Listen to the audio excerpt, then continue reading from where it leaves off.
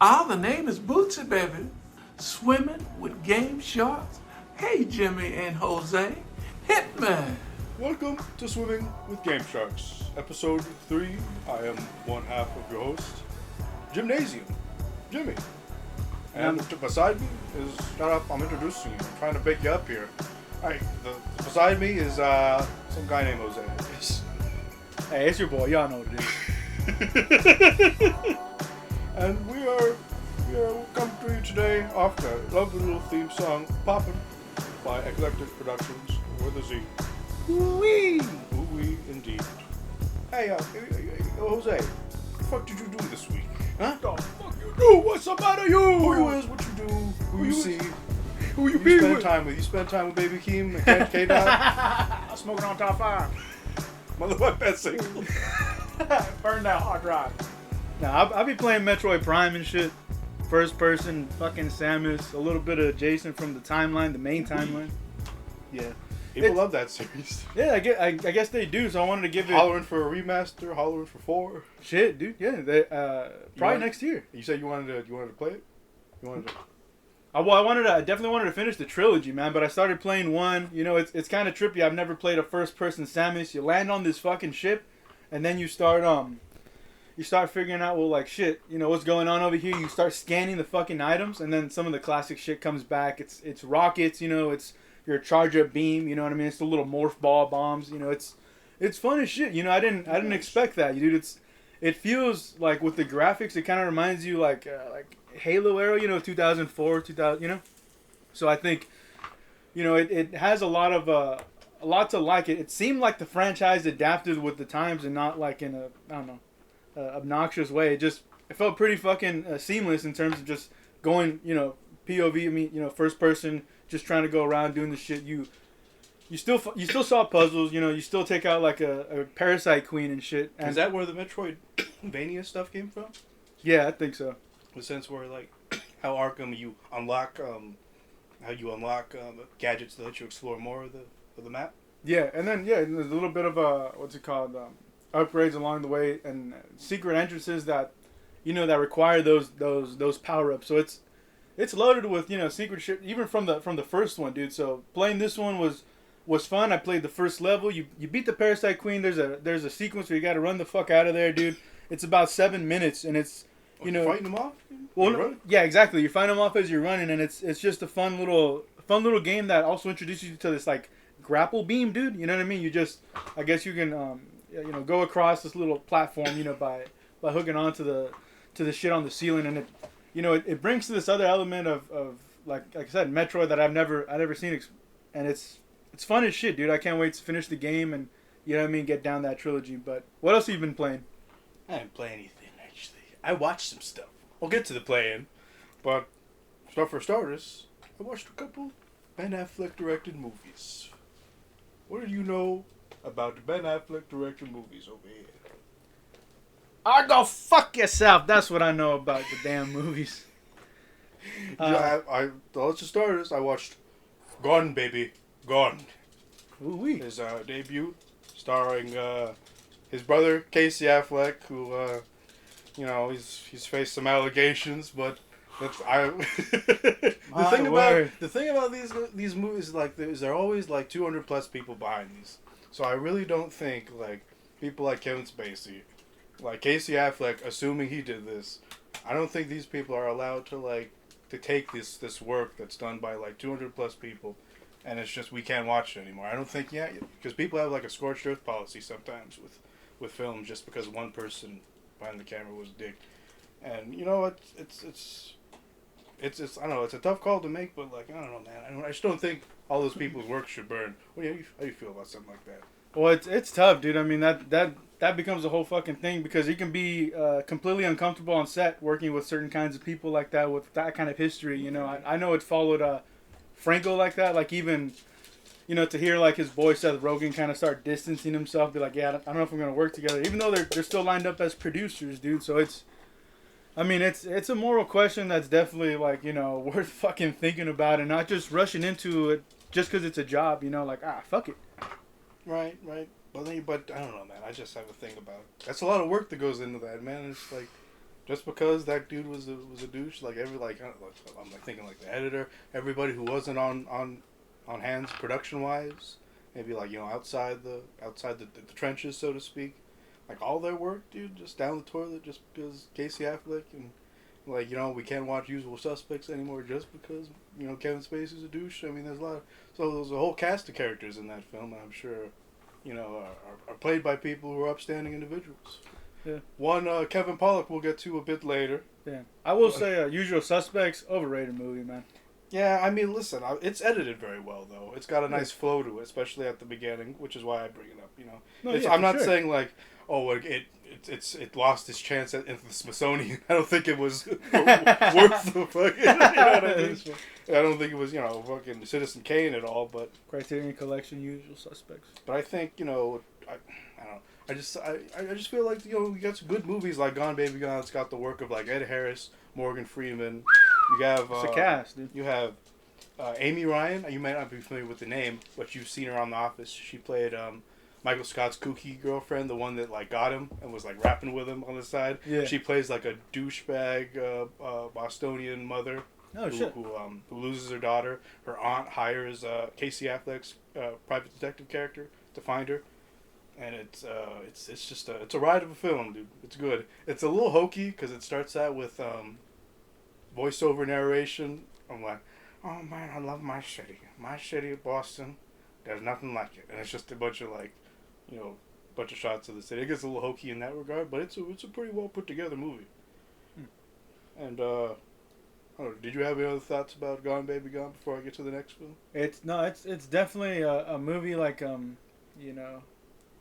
I remember $1 Million Baby, so Gone Baby Gone it has like a similar title for me, so I was just like, what kind of fucking thing is that? So you talking about it just jogs the memory, like, oh shit, this is it's like Changeling. It's like one of those fucking movies, you know what I mean? So No, like, yeah. So I was like, oh shit, I didn't know about that. I didn't know that was like that was one of his.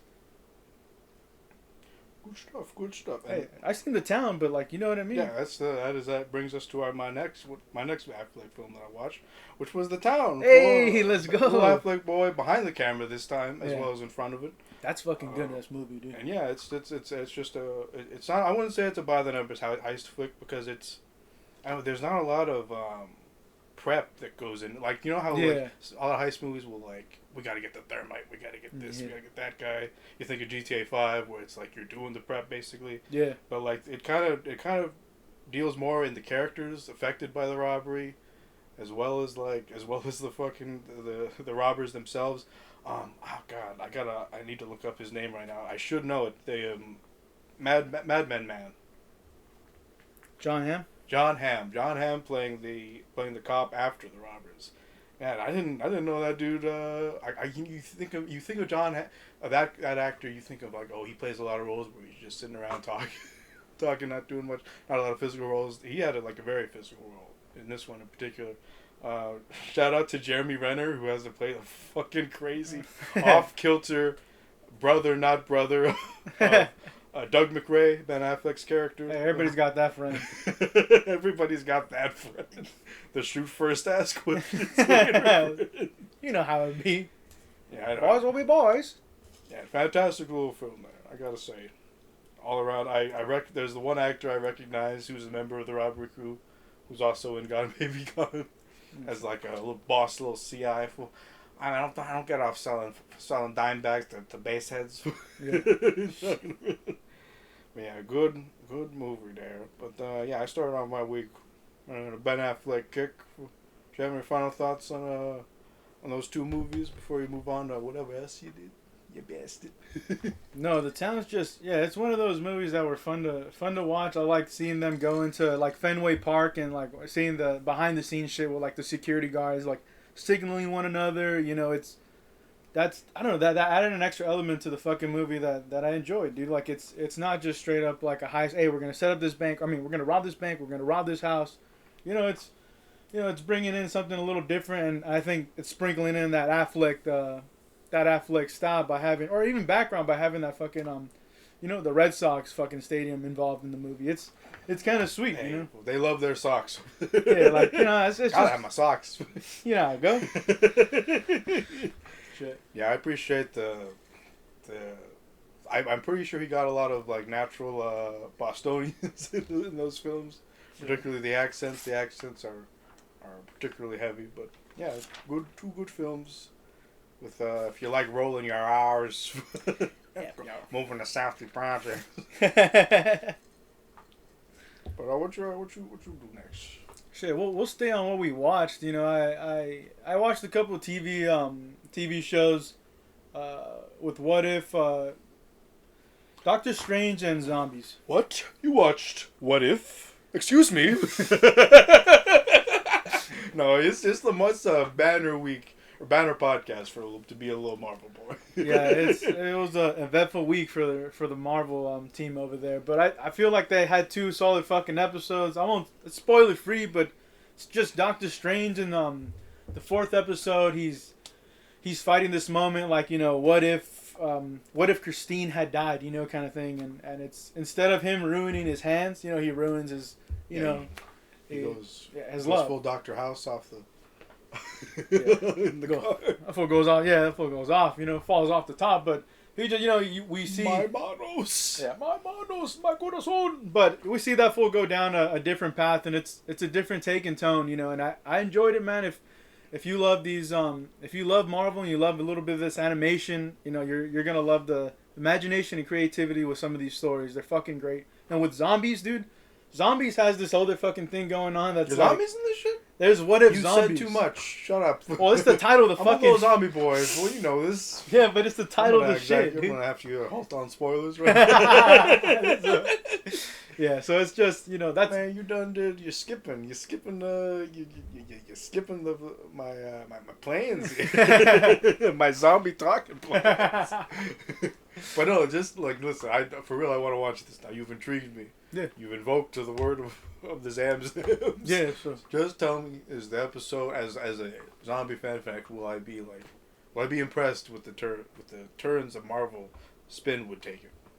I think you might find it intriguing. I think the dudes who started the Marvel Zombies franchise were the dudes that launched the Walking Dead series.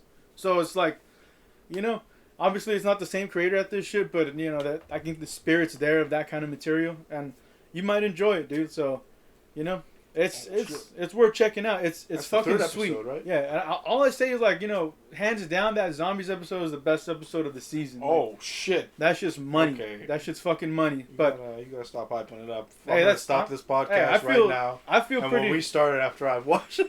I feel confident like about hyping it up. Like that shit's gonna shit. smack, dude. But with finishing up the TV, like I'll watch Rick and Morty episode 9 and 10. They're finishing the season. You know, the 9th episode is just like, you know, a bit of that whole you know, Rick and Morty go on their different fucking quests, you know, but at the same time it's like, oh, like they're gonna break up, they're not gonna be boys anymore, you know. Is that toys? Boys with toys, you know, but it leads into the 10th episode where it's like this anime opening. It's funny as shit, dude. So like again, I'll just leave it spoiler free, but you know, with season the season finale here, they take it to some canon shit, you know what I mean? So it's definitely fun, and like people who enjoy the series, like I say from the first season, like you'll find something satisfying in this episode. You're like, well, fuck, dude, like this is what I've been waiting for. But you know, Rick and Morty is kind of like, you know, for me personally, hasn't been as great. Yeah, it's been a mixed bag. There's been a couple episodes that stand out. I stopped off at season 3, and there was some canon shit going down. Yeah. That's what I'm saying, man. Like there's some good shit in there, and there's some shit that's just like, I don't know why I'm watching this shit anymore. What the fuck's the matter? Hey, you're watching it to get your chicken nuggies on. I want my little chicken nuggies. It's your Szechuan sauce. Yes, my little Szechuan. But what else did you watch, or you could talk about? Hold on. Who worked on the whose people worked on the Zom episode? Not the. I don't know who worked on it, but the Marvel Zombies, the comic, the shit that it's like pulling from, like that guy, you know, started writing for the Marvel comic company in the zombie fucking format, and then went over to do Walking Dead. So it was his little tester. You know what I'm saying? Oh well, speaking of The Walking Dead, I watched the first season and part of the second season, as well as a little bit of the spin-off show Fear the Walking Dead. Damn. They got like a little AMC channel where I watch, and they kind of just put Into the Badlands and Walking Dead in there on like a spin. But It's pretty. Did you ever watch the early seasons of The Walking Dead, or did you try it and like, it's not for me? Yeah, I definitely wanted to see what was Gucci with it. I watched season 1. I remember that fool like waking up in the hospital and walking around. I know it's like that Rick guy and like John Berthon. What's that fool? John Bernthal. Bernthal, yeah, that fucking the Punisher and shit, right? But Mr. Pun Pun Champ. Mr. Pun Pun, yeah, but it wasn't like it really wasn't for me. Like I'm used to like the zombies that are like 28 days later. You know what I mean? We try and do Bullshit. I didn't like the fight to the end of time on this one. Yeah, like I didn't want to see like a season long shit of zombies. I want to see like a movie. I want like give me that money shit because, You didn't watch the whole season? I think I tapped out before the season finale. I'm like, I'm good. Only 6 episodes. I'm telling you, dude. Like, it's by little Frank Darabont. Oh shit. You know? No. Little Frankie D, straight out of The Green Mile and what's the movie he's beloved for? The prison movie, Shawshank. Oh shit.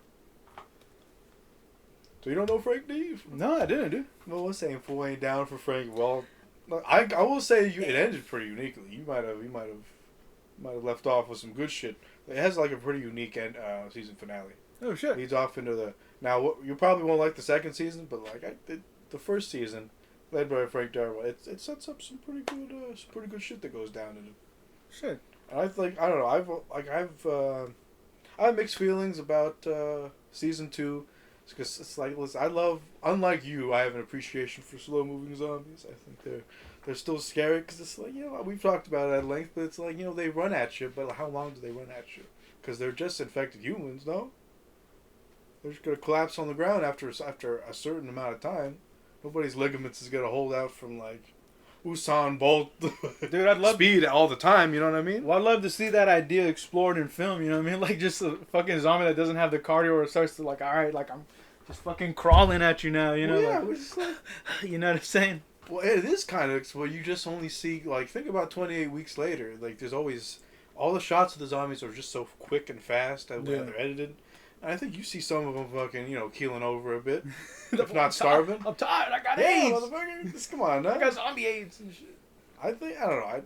I think like those fast zombies are all gimmicked out, and I don't know. The second season of The Walking Dead it kind of destroys a couple characters. Like there's a female character that's like people are always mad about Skylar White, but like I feel like Skylar White's character was written as such, like she wasn't gonna be okay with any of the shit anyway, and people were always like, oh, she's holding Walt back, and it's like. Well, wouldn't it be a little unrealistic for her to be like, oh, honey, you're doing those meth deals again. I made some lemonade for you. Boys will be boys. Right?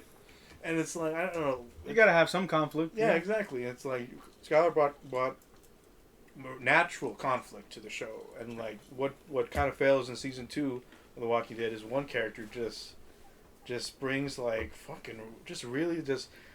Does the show need drama? Then this character will take care of it, kind of shit. Damn. But there's a female character by the name of Lori, which anybody who knows season 2 knows that Lori just flips around between I hate you, I love you, to the main character, Frank Grimes. Damn, dude. Not Frank Grimes. Oh God, I've forgotten the name. Rick Simpson. Or Rick Grimes. Frank Grimes. I got the Simpsons character mixed up. Oh God, but yeah, Rick. She's always mad at Rick only when the show needs cheap conflict to get the story going. Damn. She makes dumbass decisions. It's like, hey, there's a bunch of people searching for my son right now. They're out there. That's searching. My son. They're out there searching for my son. I'm gonna go out there by myself in a car and try and find them. And help them find my son. She gets in a fucking car accident and fucking endangers herself. Other people have to go look for her. And it's a whole big fucking thing. Damn. And you got Coral. Get back in the house, Coral. Is where the meme originates. Season 2. Yeah, and then I watched a little bit of Fear the Walking Dead always had the potential to me. I don't know if you were familiar at all with Fear the Walking Dead. Maybe you just checked out at all that shit after you checked out of season 1. Am I right? Yeah, I did check out, dude. So I didn't watch no memes or nothing, dude. Like, I'm out. So Fear the Walking Dead is it's a unique case because it's it takes place for the most part in the first season, like during the outbreak, which is rare for any zombie media, for them to like maybe Last of Us does it, but it only does it for so long, and then it kind of, but like this kind of ruminates like what happens, and like people think the cops are are shooting the shit out of people, and they start protesting. And like there's a whole subplot based on like the kid being out in public in a starting zombie apocalypse, but he thinks he's protesting like these brutal cops, when in reality they're just shooting zombies, and they're scared shitless too. They're like, we don't know how to deal with this shit, man. There's ammo's everywhere. Damn, dude. And it's all show's also unique because Rick Grimes in the show, Rick Grimes. yeah, in the base show he tries to be a good person in those first couple of seasons. He's like, we gotta hold on to our humanity. We gotta hold on to what separates us from animals. What makes him turn? And what makes him turn in the show is just like a lot of fucking raw people, dude. There's a dude that comes by, implies fucking with his son sexually, and then eating both of them afterwards. My word. Yeah, think dude. about that happening a couple of times. And the scene I'm talking about, he ends up having to bite that dude's throat out. And then he and I do it again. It's implied that they do the thing where they're like he's there with like his throat hanging out of his mouth, and he's going after the dude that threatened that his son like that, and he takes a knife and he's like, he's mine, and he just walks off the screen. So he turns multiple times. He gets to like a civilized place, and they're like, you're too wild for us, so how come you don't smack Negan in the mouth? Well, he doesn't smack Negan in the mouth because he's busted by the time it comes around, dude. He hasn't that Negan. See, people get mad about the Negan specifically because of how brutally he kills people. Which that's the comic, man. Take it up with the comic is what I gotta say. That's how they do. But like Negan was the first like, all right, you're not gonna get over this obstacle in the season like you normally do, motherfucker. This is where you get off in terms of like your power level. Like there was a whole thing with, you know what I mean? He beats two people to death in front of him. Glenn gets it the worst, dude. The little Asian dude gets it the worst. His eyes popping out of his fucking head. He's still alive. A part of it, he gets the most brutal death. And I think people turned on the show for that because it was too brutal. Like oh, we care about Glenn. We don't want that shit happening. And they did already fake people out about his death. Damn. Like a season earlier. Like a cliffhanger episode is just him getting eaten by zombies. And it's like, how the fuck did he survive that? Oh, there was somebody on top of him getting ripped up, and he snaked out of the way somehow. But anyways, back to Fear the Walking Dead. That show's unique because it's the start of the apocalypse, and the characters are all out for themselves. They're survivalists. They're like, fuck those people. Shit. We're not helping anybody. Altruism. We can't do this. We don't have the time. There's a lot of like really paranoid people like from the get go, which is like refreshing because normally people are like tripping over their shoes and falling over them. So helping everybody getting fucking eaten and shit in these shows. Like people are written stupidly, just to, like I said, like the conflict in season 2. Oh my goodness, he shot himself 42 times. God, not once in the head though, and now he's a zombie. I was just AK blah blah. Anywho, Fear the Walking Dead is a prequel, you said that? Yeah, it's a prequel series. Or not a prequel series. It's a spin-off. Oh. But it does take place. Basically, the first season is when Rick is asleep, assumedly. Well, sleepy boy, huh? He's a sleepy boy. I'm sleeping over here. Don't bother me. Don't bother me. I'm sleeping. But yeah, season 2 of The Walking Dead proper, though, sports a pretty good performance by John Bernthal. I'm not going to lie. He's you know him from Pun Pun. The other one, but like if for no other reason, if it's a slow season, it's a slow, arduous season that may ruin you on the show forever, but it is worth that John Bernthal performance, I will say. Sure. Anywho, that's my zombie talk for right now. That's my little zombie. We're never gonna talk about zombie-like creatures again in this episode. Anyways, what else did you do or watch or whatever that fit? I done watch me Shang-Chi, man. Y'all know what it is. Oh my goodness. Fucking Marvel again. Hey, you had know that last week. You know, we've got Marvel at home. I got Marvel at home. I don't want no more. How was it? Was it good? No, it was fun, dude. It's action, hand-to-hand combat, a little similar to Bruce Lee. what makes the Bruce Lee films fucking dope is that you're fighting armed individuals, you know, and you're fighting them bare-fisted, and there's a power in that, there's rebellion in that, you know what I mean? It's fucking symbolic as shit. So seeing this replicated in Shang-Chi a bit, you know, he's just bare-fisted fighter, you know, he doesn't have like, you know, his ooh-la-las and shit, you know what I'm saying? But it's fun, dude. Like the director is a badass DBZ fan, you know. I think he's Oh shit. yeah, I think he showed his work and his style in this one. There's a lot of dope ass fucking fight scenes. I think some more stylized over the other ones, but some of the sequences are fun as shit, dude. I think the only problem I really have with it is potentially the third act and just how everything kind of gets wrapped up, or how everything kind of, you know what I mean? Does it do the Marvel thing where it's just a big dumb fight? You know, yeah, and like that's what fucking sucks. Are you for real? It's okay. So I heard there's the movie quote. You know, they do the trailer quotes. And it's like, this critic said this. yeah. One of the critics was like, "This is the Marvel film you've been waiting for," and I'm like, "That's high praise, but does it stick the landing?" Yeah, and like I don't know about that third act though. This like we fight a bunch of things.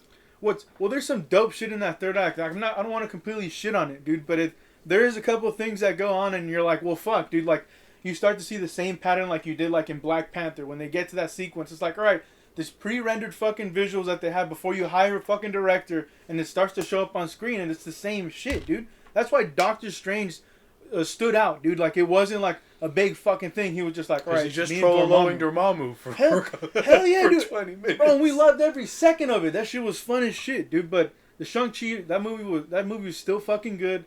It still has a nice connection to the whole fucking thing, dude. So if you like that hand-to-hand combat, you know, it's worth the fucking watch, dude. I think it's a pretty solid cast. You know, I think the villain, hands down, you know, like I think he's a star. You know, I forget what his name is. The dude from IP Man, I think. The IP Man, you mean it, man? Hey man, I don't know why I say IP. I'm thinking What, about the intellectual property? computers.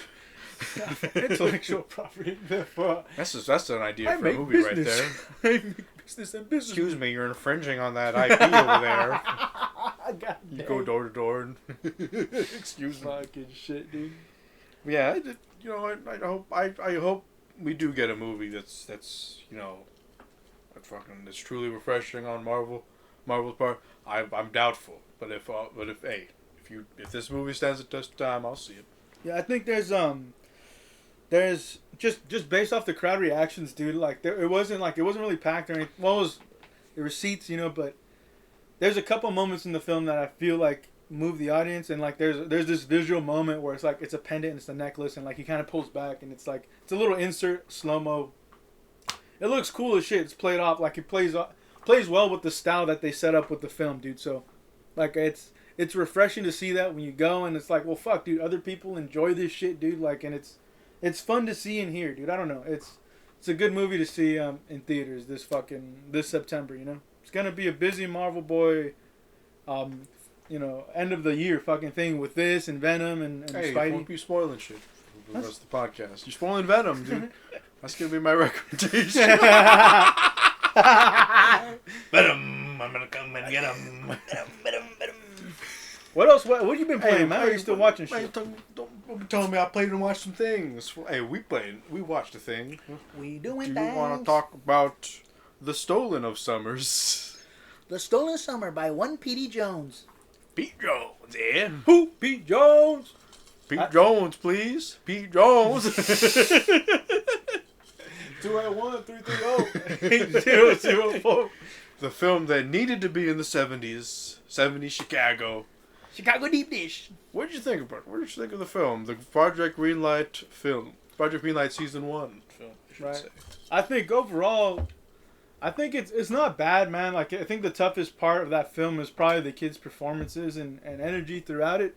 But I think Bonnie Hunt is probably the best actor in that fucking It's not Aiden Quinn? No, it's not Aiden Quinn. It's not Aiden Quinn. It's not Aiden. And then Kevin Pollak, you know, I think he's the bright, funny fucking dude in this fucking. He always gets He's a the rabbi. thankless roles. Dude. Yeah, man, like, that dude, you know, like those two I feel carry the movie. Like in a lot of the scenes that they're in, like I enjoy. Like I enjoy the conversations the rabbi has with the fucking kid. You know, or even when like the kid pulls up on the little fucking bike and he's like, can I help you? You know, kind of thing. It's just like, you know what I mean? It's just like, well, I'm just trying to, you know, trying to save people and take them to heaven, you know, but it's, you know, it means well. There's a lot of heart in the movie, but it's just, I guess, poorly executed in those crucial fucking scenes. And I think it just goes back to them kids, man. It's just, you know, they don't have the lines. The lines are kind of a little too, I mean, over their age, I feel. And I think It's over their head? it's they gotta, you know what I mean? It's gotta come a little bit more simpler than that, you know what I mean? But at the same time, I don't know if I'm just being too rough on them kids. Dude, what do you think? I feel trying to get them on the high score in heaven. Dude, listen, you gotta do the decathlon. You gotta do that shit. You gotta do that shit in minute 20. 360 no scope. It's pretty decent movie. I mean, you know, it's a little hokey. It's a little after school, especially, and a little Letter from Hell-y, I want to say, if anybody's familiar with Letter from Hell. It's kind of like a Christian propaganda video designed to guilt kids into converting their friends.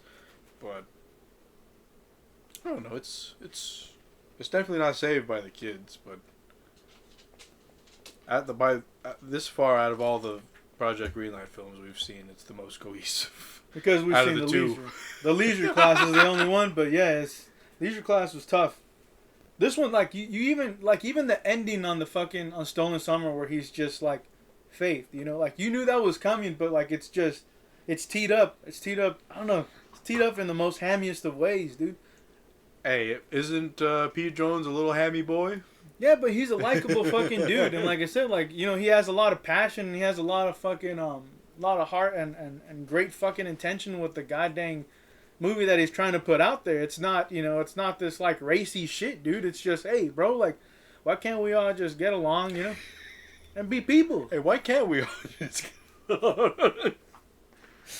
No, but it's coming live and direct from Pete Jones. It's an interesting, because it's like it's coming from the child's perspective of the world, so it's such, you know, it's so innocent, you know. It's like I said, you age them up like 10 years and like fuck, dude, like you got a PG-13 movie, I think, you know, like, you know.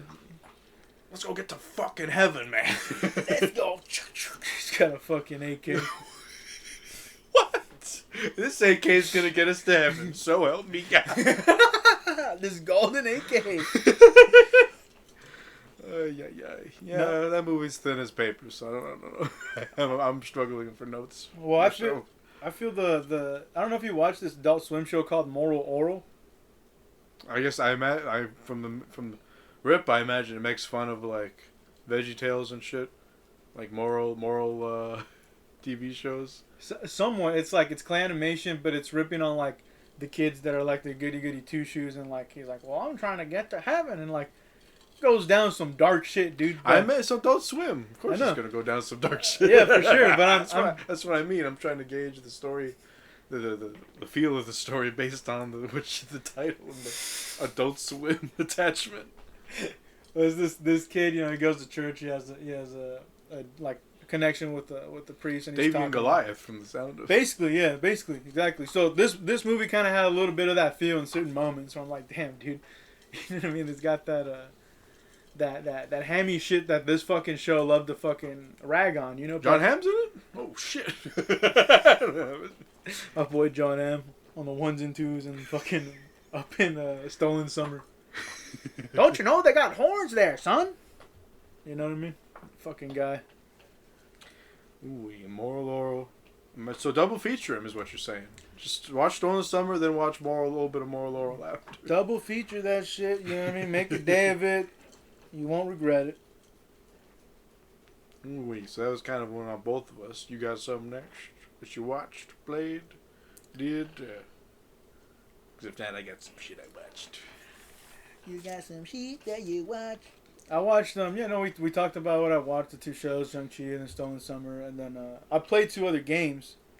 The one that I played, the first one was like a Madden 09, just because I was just, you know, Little sport boy. I This is the sport boy edition of Swimming with Game Shows. a sport boy. You know, like it's just one of those games. Sponsored by Gatorade. It's sponsored by Gatorade, fueled by fucking Doritos. Well, you know those athletes love Doritos. You know how they do. They just jam it in their protein shakes, slug it down, dude. Oh, I forgot the raw egg. Put a couple more Doritos in that shit. Put that peanut butter flavored Dorito in there. But You better be fucking with me about this peanut butter flavored Dorito. no, there ain't no peanut butter. No, Thank but I put that shit on because I remember people talking about like this is probably one of the favorites post, you know, in any of the fucking series or franchise, and I'm like, what the fuck? I wanted to put it in and see what's gooch about it, you know, because obviously I played it at the time, but I've forgotten a lot about it. So just going back, it's kind of interesting, you know. Each character has like a certain highlight, like bubble attached below them, right when they're on the field. Like so, if the quarterback has a big arm, they'll have like a cannon, you know. If the linebacker can hit really hard, they'll have like a little picture of a wall, like underneath their feet, like a little emblem shit. You know, so like everybody's well, if you're good enough, you'll have your skill highlighted, and it's an interesting way to present the players because it like even if you're a casual, you know, okay, like this guy has cleats on his shit, maybe he's a fast guy. This guy has hands on his shit, maybe he's a little fast boy. Yeah, he's a little fast boy. He got vroom vroom in his zoom. But you know, maybe he has maybe he has hands if he has the gloves. Maybe he can catch the fucking ball. So it's an interesting presentation. But it's still Madden, and then you go into like the training mode. That's also pretty dope because it's red and blue models. It's not like players. It almost kind of looks like a mix of like a VR. Like if you put on a VR headset and you saw like Red versus blue. Red versus blue, yeah. Got a boner for murder? Shit, dude. The best line from that show. Yeah, but the fucking the craziest thing about the fucking Madden 09 shit is just the fact that the cover athlete is Brett Favre. So it's like your boy, my boy, right? Yeah. So the whole thing is that he retired and then he got unretired and then he got traded to a new team. I forgot the heart of a champion. Paul Wall, what it do? Yeah, Paul Wall and shit. You know how it do. And then the fucker is in a different uniform playing that season, but the athlete, you know, still wears the Packer uniform. So it was such a janky fucking mess. EA offered to print out like a new cover for the fucking game that has the updated version of the quarterback with the different fucking jersey, and it's, you know, it's just like I said, it's just a jank fucking season, and it's so funny because like it's a game that's somewhat decent in quality, and it's known for that kind of, you know, that kind of fumble for even picking something like that, a guy that we didn't know he was gonna retire, and then all the bullshit that happened. So you know how it go. And then the other game that I finished up was a multiplayer game called Splitgate, dude. And Splitgate. You rolled credits on Splitgate? No. Splitgate is a multiplayer game. You said you finished it up, and I got confused. Oh, well, you finish up the training little fucking thing, and then you go into combat, dude. But Splitgate's kind of interesting. It's somewhat like a Halo meets a Portal, you know, because you have like, you know, those kinds of ARs and BRs kind of shit, and then you have, you know, your orange and blue fucking portal. You shoot it right here and you shoot it right there. There's designated walls where you can, you know, where you can set up your shit. And what's interesting about the portals is like, say an enemy's across the map. Why does anybody talk about the portals when they talk about this game? I thought this game was bullshit until I heard about portals just now. Well, shit, there's jetpacks, portals. Like it's a pretty interesting fucking game. You know, it's free, dude. Like a little Fortnite cross with Apex when I saw gameplay of it. Oh shit. It's fun as shit, dude. It definitely reminded me of like that Halo feel. So I gave it a play, and like having that fucking, you know, having that portal set up across the enemy, you can throw a grenade and kill him, or you can shoot through the portal and fucking end his shit. It's a fun game, dude. Like I said, it's free. Splitgate, go fucking download it right now. My boy played this instead of playing Halo 5 Guardians. It's obviously the superior game. Chief, Halo. by nature, you're my little favorite BP, Chief. My little favorite BP Chief. Were you wrapping up on Splitgate? Because I got nothing to say about that game because I haven't played. It's 1047 games, you know, that's the people behind it. You know, like I said, just How go much down. they pay you for this month? No, I'm just letting you know, like, hey, this is them boys. Them boys know how to bring this shit. This shit's them boys? free. That them fellows? That's them boys. That's them franchise boys. There they go again with their lemonade stand. But it's a fun game, dude. Like I said, fucking download it. It's free. What are you doing, you filthy yerbuzz? I'm not going to download that shit. Fun. Free fun. I'd rather pay for my fun. I'd rather watch questionable movie films. They're enjoyable for me. But I watched Desperate Measures with Andy Garcia and Michael Keaton. Are you familiar? It's a late 90s film. 98. Damn. No. No? You never heard of it? Well, the premise is Andy Garcia is a little he's a desperate cop willing to go to extreme measures for his leukemia-stricken son. The start of the movie is him breaking into like a database to find an appropriate donor for his son. Shit. He kind of uses his stature as a cop to get in, and then he does some not some hacker-based shit, but like he breaks in for sure. And he steals, and he finds out that only match available is an incarcerated serial murderer, Peter McCabe, played by, fantastically, Michael Keaton.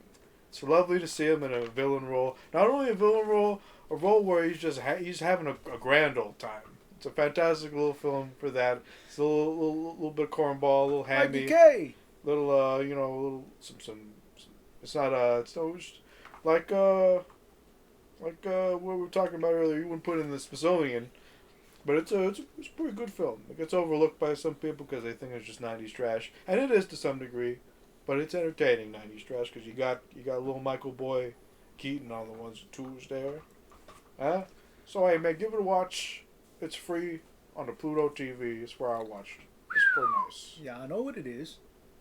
You get paid to say that?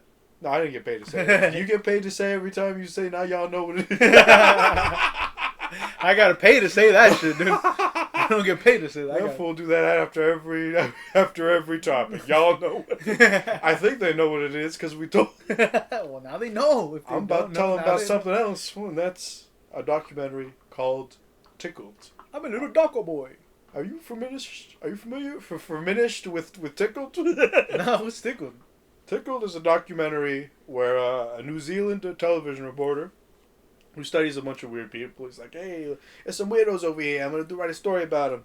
He uncovers like this weird story where like this weird story involving a competitive endurance tickling. And the movie just gets weirder from there. It just gets weirder from there. It's a pretty entertaining watch. If you're comfortable with your sexuality, because there are a couple moments where like ooh I'm a straight man. This is uncomfortable. Oh God, no! Oh wait, that man's having too much fun tickling that man. But yeah, so they're smiling too hard. David Farrer is the Did they lock eyes for too long? Yeah, he locked eyes right with the camera, your soul, for too long. While he's getting tickled and shit. But no, David Farrer, he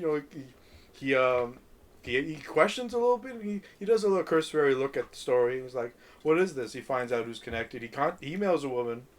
The woman kind of responds back with like, "I would never dream with like talking to you about it."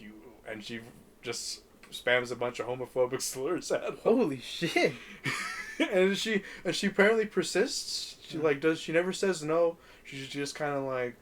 She never says no to the report. She's just like, I'm never do this. And then she does repeated emails to him and basically baiting. Oh, what happens when you bait a reporter about something like this? I think they're just going to dig more, dude. And that's basically what happened. Damn, dude. It gets uncovered, and it's a whole tangled web to weave. It is also available on the Pluto TV. It's an intriguing little documentary. It's I wouldn't watch it with the fam, but it's got some twists and some turns. Conspiratorial twists and turns. Damn. It's very interesting. And, since you ain't got no more shit to talk about, you all topped out, I played a little bit of a game called Song of Iron. It's a little 3D 2D side-scrolling Viking game. It's got a minimal dialogue at all. You just kind of, you start out and your village is burned down by these motherfuckers, and you survive and you start fighting back. And you basically go to the right of the screen, collect your equipment, and start wrecking shit. It's got a little Metroidvania aspect to it. Because it's that kind of episode today. We're just that kind of boys. We that them fellows over here. We them fellows over here. So yeah, it's a nice little quick game here. It's really short. I got about halfway through it in about an hour. But It's a good little game there by Resting Relic and Escape LLC. For a good little game for $20 there, I believe, on the store.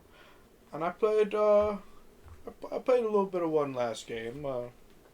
It's not nothing too big. It's a game you could say was the proto game to a game we'll talk about later.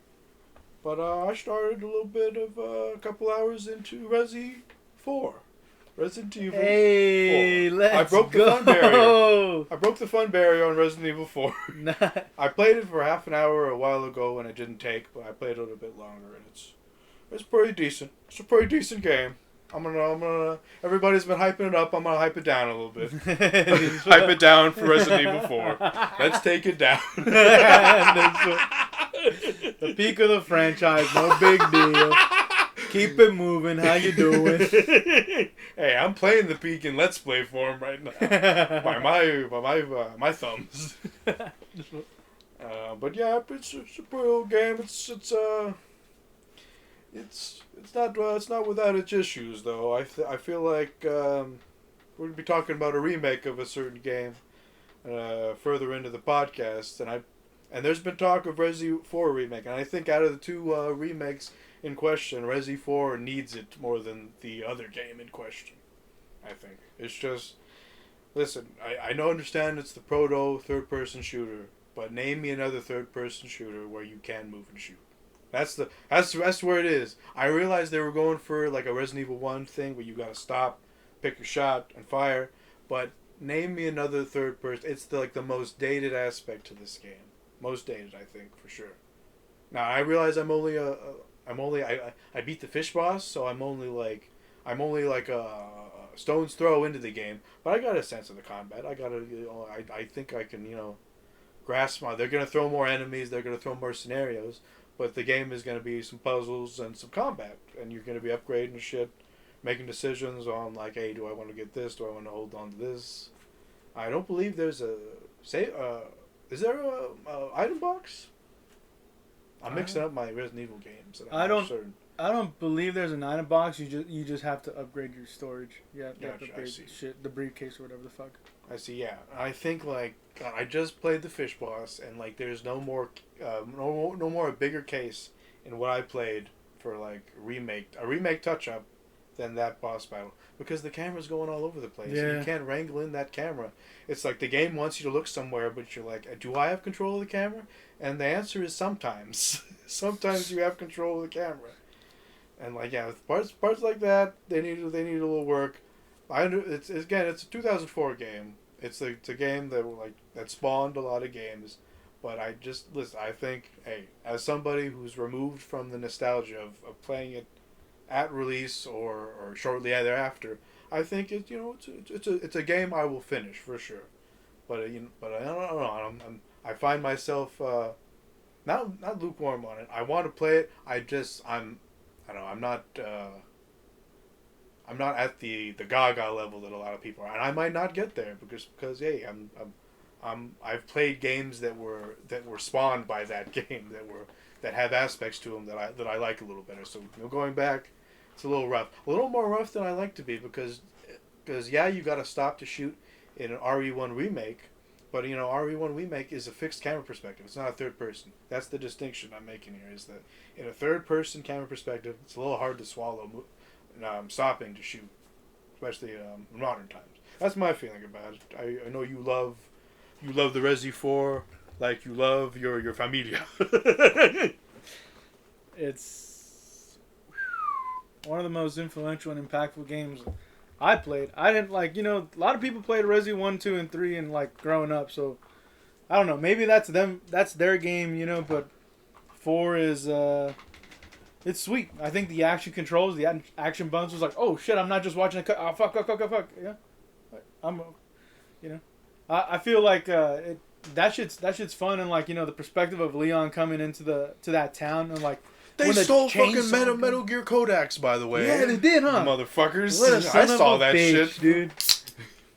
No fucking wonder. But those being in that village and hearing that fucking chainsaw go off, there's just there's a moment of panic, holy fuck, dude, I need to figure out where that guy's coming from, take him fucking down, or figure it out, dude. And maybe part of why I'm not as gaga over it is I played Resident Evil 5, which is it not a tuned up version of Resident Evil 4 in a way? Move and shoot? No, I don't think you can move and... Can you move and shoot? That's separate from what I'm saying, though. I'm saying is it not a bigger, better not better. I suppose that's that differs from person to person. But is it not? Does it not aim to be more than Resident Evil 4? And with the addition of co-op, even. I'm not saying. I'm not saying 5 is trying to be a little more ambitious. I'm not saying 5 is a substitute to 4. I'm just saying it could be. I feel like it could be easy to feel a little on 4, having played only 5 previous. Yeah. Even if I played the other like Resident Evil games, but like the earliest one I played a couple years ago, up until playing the RE1 remake, was Resident Evil 5. So. Oh shit. So shit. You know. Hey. Well, Resi 4. I'm not a real gamer. I don't like it. Is what I'm saying.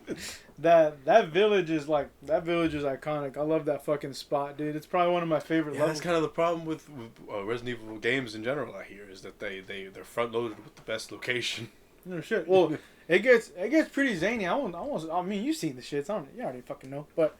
Yeah, I'm also really spoiled on the game because it came out on GameCube and I figured I was never going to play it anyways. So I watched like G4 cheat episodes with Kristen Holt, all that shit. It's a fun game. Like, you know, it sounds like you kind of made up your mind already. Like you're just gonna have that like issue with the whole game. No, I think I'll listen. I want the perspective of it, but I'm using my lack of having the whole full perspective as a way to bitch about some of the aspects I don't like. Right, I'll finish it.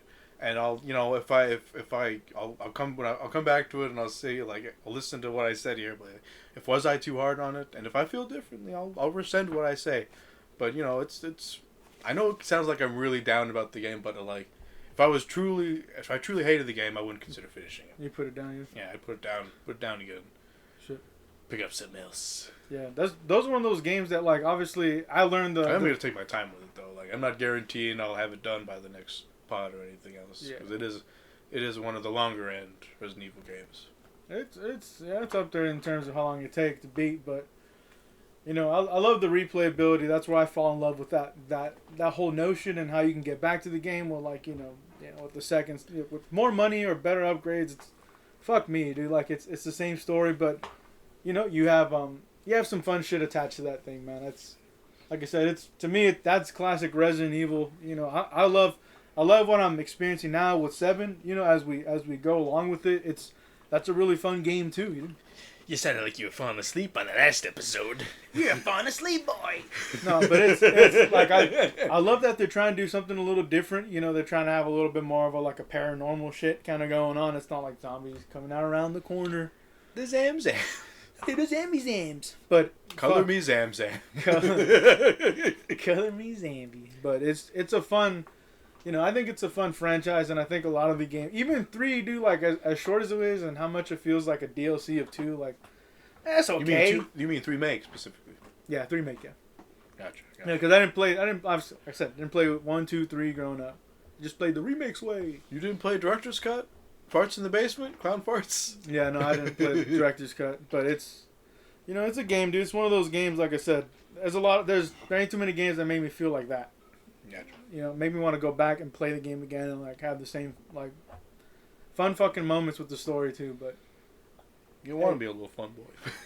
Yeah, it's a little fun boy stuff. But it sounds dope that you're playing it. I was concerned that if we recommended it, it'd be like that's too much Resident Evil. We got the bullshit over here and the bullshit. Fool. I don't know, dude. This fool over here don't want to recommend good games. Anyways, I think with that, we're going to move straight into news. News time. Spin zone activated. Spin zone engaged. So, there's some news regarding a certain remake of a game we're going to be talking about later that we're expressly not going to cover in news. We're going to save a discussion on that till the end of the discussion of that other game that shan't be named that we talked about. Shan't be named! But other than that, just want to throw that little caveat there. But I'm going to start it out with, it's a little dated now, having been at least a week old, but Sony bungling. Sony Baloney, before we get to the conference, bungled the dual title of the Horizon Forbidden West. So yeah, they made a little promise. They made promises to us about about giving us those next gen upgrades. You know, people could buy their little PlayStation 4 games, play them, and then when they eventually upgrade to the the elusive little PlayStation 5, the little fan motive, they could get the game for free. And Sony was like, nah, son, you gotta pay up. You gotta pay now. No free 99. You gotta pay now. Don't pay now. You can't pay later. You pay now. I'll break your legs, your virtual legs. And yeah, and so the internet did what they do. It was like, what the fuck are you doing, Sony? Someone was like, oh, JK. And they have reversed the decision, and now, like, presumably, like, I haven't tested it myself yet, but you could buy one version of the game and get the additional. Ideally free of charge. So, Hey. what do you have to say about this dual titling business? Promises. Sony getting a little big in their britches, huh? Yeah. Are they little number one for too long going to their head? Why are they forgetting the titles that are helping them, I guess, stand out from PlayStation? I mean, stand out from Xbox or Nintendo. They have these exclusives. Why not take care of them? Give them a little money. Tell them hey, what you want, baby? You want a back rub? I'll give you a back rub. What's gooch? You know what I mean? They want all the monies. They're playing for the big money here. They want you to buy the game twice. Twice? Hey, not buy twice? the game twice. Hey, say no mas. I got it twice. You got no problem buying the game twice. I mean, I ideally want to just buy it once, dude. It feels like a little bit of a So money do a grab. lot of people. You know what I mean? I like the idea of just buying one version and, it should come with the upgrade. I bought the fucking game. It's the same game, but all you gotta do is put a patch on it or something. Like, as obviously these other titles that come before it, when they're have enhanced version, it's just a little patch. Give me a free little patch and we boys. Yeah, they don't want to do that. They want the Scratchola. Hey, you love Sony. Hey, you love Grandpa Sony. Huh? I'm a little Sony boy. You give me a cut of that. You give me a cut of you. You buy both games 2 times. 2 times or 3 times, please. Okay, but yeah, unless you got anything to say about this dual title bullshit, we could move on to something else. I think you saw a trailer of some kind of movie, did you not? I think you should shut your filthy yet about mouth. Oh, yeah. Am I leading the podcast? Yeah, you're leading the fucking podcast, but we'll go right into Matrix 4 But Resurrection. you told me to leave. Be a little lead boy. I'm a little lead boy. I'm a little lead boy, Segway Stout. Hey, I'll let you know that I also watched this trailer, even though I don't like watching trailers. I was curious. Oh, shit. That's dope, dude. Like, it's dope that it's the... I got a lot of questions. Yeah, dude. Yeah, it's wild that the Resurrections title was just revealed last time we talked on the podcast. So to see the trailer up, it's fucking dope. It opens with Neil Patrick Harris having the therapy session with Neo, and he's like, "I'm having these dreams that feel too real." Cut to Neil Patrick Harris. He's got like those candy blue. I'm a little nervous about his character. He said, what does he say? He uses the word triggered. I'm just like, stop using meme words, please. Yeah. Stop. Pick another word. Are you triggered right now, Neo? Yes, Neil Patrick. You know what I mean? But it's it's an interest. Like you said, you also mentioned in the podcast where the Wachowski brothers. It's not that kind of joint. It's Lana. Yeah, it's Lana. Lily's out. Lana Wachowski. Yeah, Lily's out. So Lana's in here, and it's like, well, the interesting thing I wanted to say about this is like if the first 3 are based off the Invisibles, that comic, and if on 4, like, what are they basing this shit off of? You know what I mean? You think they're ripping material again, or you think like I can do a fresh start? We'll find out about who they ripped off after it comes out. After it comes out, yeah, for sure. But what do you think about the crew? Like, do you like, or even like that fucking Morpheus guy? Like, I want Lawrence Fishburne back. What's this guy? You don't want Fishburger? My little Marsha Fishburger. Ali. I want Marsha Ali in that shit. He already played, fool. He's like, I can't wear all too many trench coats. You don't think that fool would be a I'm badass saying, Morpheus though? I think that fool wants a little variety in his life, and like you got Oscar Isaac out there working on the card counter purely because he's sick of all the green screen shit. Oh shit! And yeah, it's like I think he's the fool just like I'm already working on Marvel shit, Marvel trench coat shit. Why do I gotta put on another trench coat? I'm a little trench coat boy. You know what I mean? This is my blade. This is my ninja stars. Maybe Fishburne is like, I'm too old now. I can't do that acrobatic shit. God damn it! No, but it's interesting that Neo and Trinity meet like in the trailer. Oh, they punched through the wall. They punched together. Fuck, but And we don't have Smith back. That's what I'm. Oh, that's fucking true, dude. Yeah, well, we don't know. We don't know, but it's like I feel like Like- people who make trailers have a way of showing all their hands nowadays. That's why I don't watch trailers. That's how it be though. And Yeah. I feel like they missed their opportunity for boom, boom, Mr. Anderson, boom, and it's just a fucking pan up. Welcome back, boom, the fucking drink. You know what I mean? I feel like they would have done that. There's no way they have a movie where that scene happens and they don't fucking show their hand in the trailer. Yeah, especially Unless Lana's like, no advertisers, no. smack. Don't put him in the trailer. Wait, what, are you making a trailer over there? You making it? Fucking shit. No, but I think that'd be cool, dude. Like I really like that. I think that idea that you're pitching right there, just to have that in the scene. I think it'd be a good reveal. You know, like. But you know what I mean? The trailer, you can see it yourself. What it is. Yeah, you can see it's just like. But at the same time, they want to get people to the movies, you know, like, and they got to do that. They got to do that. They got to do the most they fucking can. So even with like the Spider trailer, the Spidey 3, they didn't show like, you know, the boys back in town. It's just like They didn't show Andrew Garfield and Tobey Maguire shaking hands. yeah, exactly. It's just like they showed a little sizzle reel. We're like, hey, you know, you want to see the movies? What's the matter, you? We them Spidey boys. Ay. What do you think about like him even returning? You think this is another universe, dude? Like what's Gucci with this for? I think they'll be a little reboot boys. Well, people. I'm on a reboot now. I reset the shit. Is he taking blue pills too? Like to like, you know what I mean? I don't want to be in the fucking Matrix. I know what that shit is. He pours them in the drain, or he doesn't pour. They just sit there in the sink. Fool don't even wash them down. Fall on, take his prescribed lean. His prescribed blue lean, it makes you forget. Just kneel on that lean. Yay. We'll move on to the next bit of news here. Talking about the movie news and the Got a little bit of Fuego news over here. This might lead into Sony conference if you want to, but it was separate before it appeared in the conference. Alan Wake Remastered! That shit coming. For $30, you too can be a little Alan Wake Remaster boy. Hey, that shit's nice. That's just hype. I looked up just to confirm did they fuck with their soundtrack? Only because the game was taken off Xbox and Steam stores in 2017. Why? Because of music license shit. There was like what there was some shit going on. They resolved the issue, and last I've looked up, the issues stayed resolved, so there shouldn't be any music license bullshit. So we should get the uncut 4K 60 FPS. Assuming you've got the next gen shit right going. Nice. Ooh-wee. I'm hyped. Yeah. I have to play that shit again.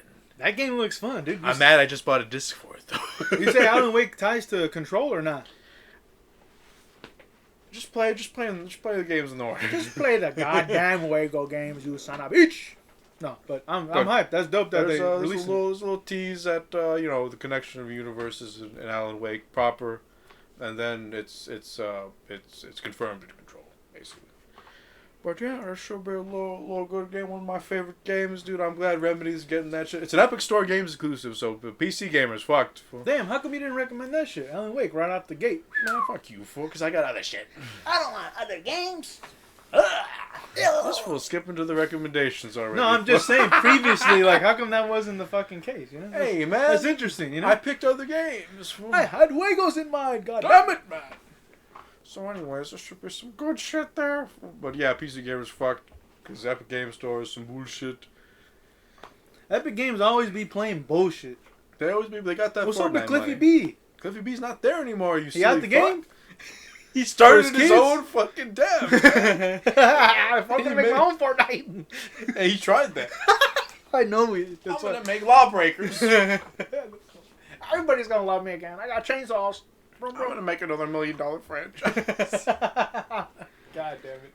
All right then. And with that, Alan Wake, did you want to move straight into the Sony conference, or did you have other shit you wanted to get to before then? We can talk about the Sony conference. I still got some bullshit to talk about. We want to shout out our live reaction to that shit that's on the fucking channel right now. Put that shit on, you son of a Put this on pause and put that on to get our live reacts, and then we're gonna bullshit. And then we're gonna get our delayed reactions now. I guess so. We'll just start with Ghostwire Tokyo. It's the first interesting thing. I guess unless you want to start with your You little Star Wars remake boys. Little Star Wars Knights of the Old Republic remake boys. They're just I game suck. No, I never played it. I hear it's really good. Yeah, shit, dude. That's one of them games that I got to when it was already like at platinum hits, you know, kind of fucking stage, you know. Get it cheap for Christmas, like $20 fucking juego. Got game by the pound. What you know about this shit? You don't know shit about. That's what asking you know me. about. There's another ding for the what you know. You already know what it is. But you already know what it is counter on the corner of the screen. Put that shit on. Y'all know what it is. We all know that shit. With the champagne. Just stop putting work on my name. Work on my editing game. It's an RPG Star Wars thing. If you like to play them shits, play them shits. Y'all know what it is. Can you murder the younglings? I'm sure they might upgrade it to like a Final Fantasy. Like, hey, we're not gonna do that. Let's not set undue expectations just yet. We don't know how much money. Like, people love Star Wars? This game as much as Final Fantasy VII. Is all I want to say. Because Knights of the Old Republic. I'm saying, listen, some people get offended. You comparing the two just because they're separated by a couple years. You know what I mean? Some people are like, Knights of the Old Republic can't possibly match up to Final Fantasy VII. You know what I mean? Some people might give the edge to whichever was first. You know what I mean? But aren't they both RPGs? Like, you know, instead of like taking your time, you'll just slash. People are weird with it. Some people be like, I like my Final Fantasy. That Star Wars shit's bullshit. And Star Wars people be like, man, that Final Fantasy is so fucking androgynous bullshit. Yeah. Well, all I gotta say to them people is fuck you and fuck your yerbas. I'm saying this Knights of the Old Republic is the top of the food chain in terms of Star Wars. It ain't Battlefront. It ain't this fucking Jedi Legacy bullshit. Even the previous Battlefronts before the new one. Yeah, I think Knights of the Old is the top of the fucking food chain in terms of Star Wars. Not Force Unleashed. None of them shits. Man, I love that demo bullshit. though. I think that's it, dude. On some real shit. I'm not even a Star Wars boy like that, but just coming from that outsider perspective. You never heard of the helicopter lightsabers? That's a thing. Helicopter lightsabers. In one of the animated series, one of the ones that nobody talks about anymore, there was a band of Sith warrior that had a spinnable lightsaber that they spin up like a helicopter, like Mary Poppins. Dude. My word. Yeah. With such grace.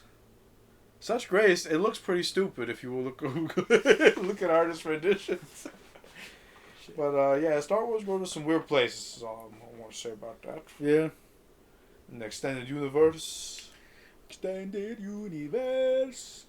that's the remake of the Old Republic game there in the Sony conference.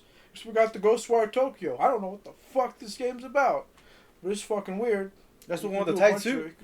No, that's not the tight suit one. I don't have the tight suit one. I don't have the Bayonetta game on here. Oh shit. That's Project Eve. Oh, that's you want to talk about it? No. I was just trying to get a reference. Oh, my suit's so tight. But Ghostwire Tokyo's the spooky first-person Ghostwire. Oh shit, that's right. What the white ghost. You're like fucking. You're giving the ghost the jazz hands away.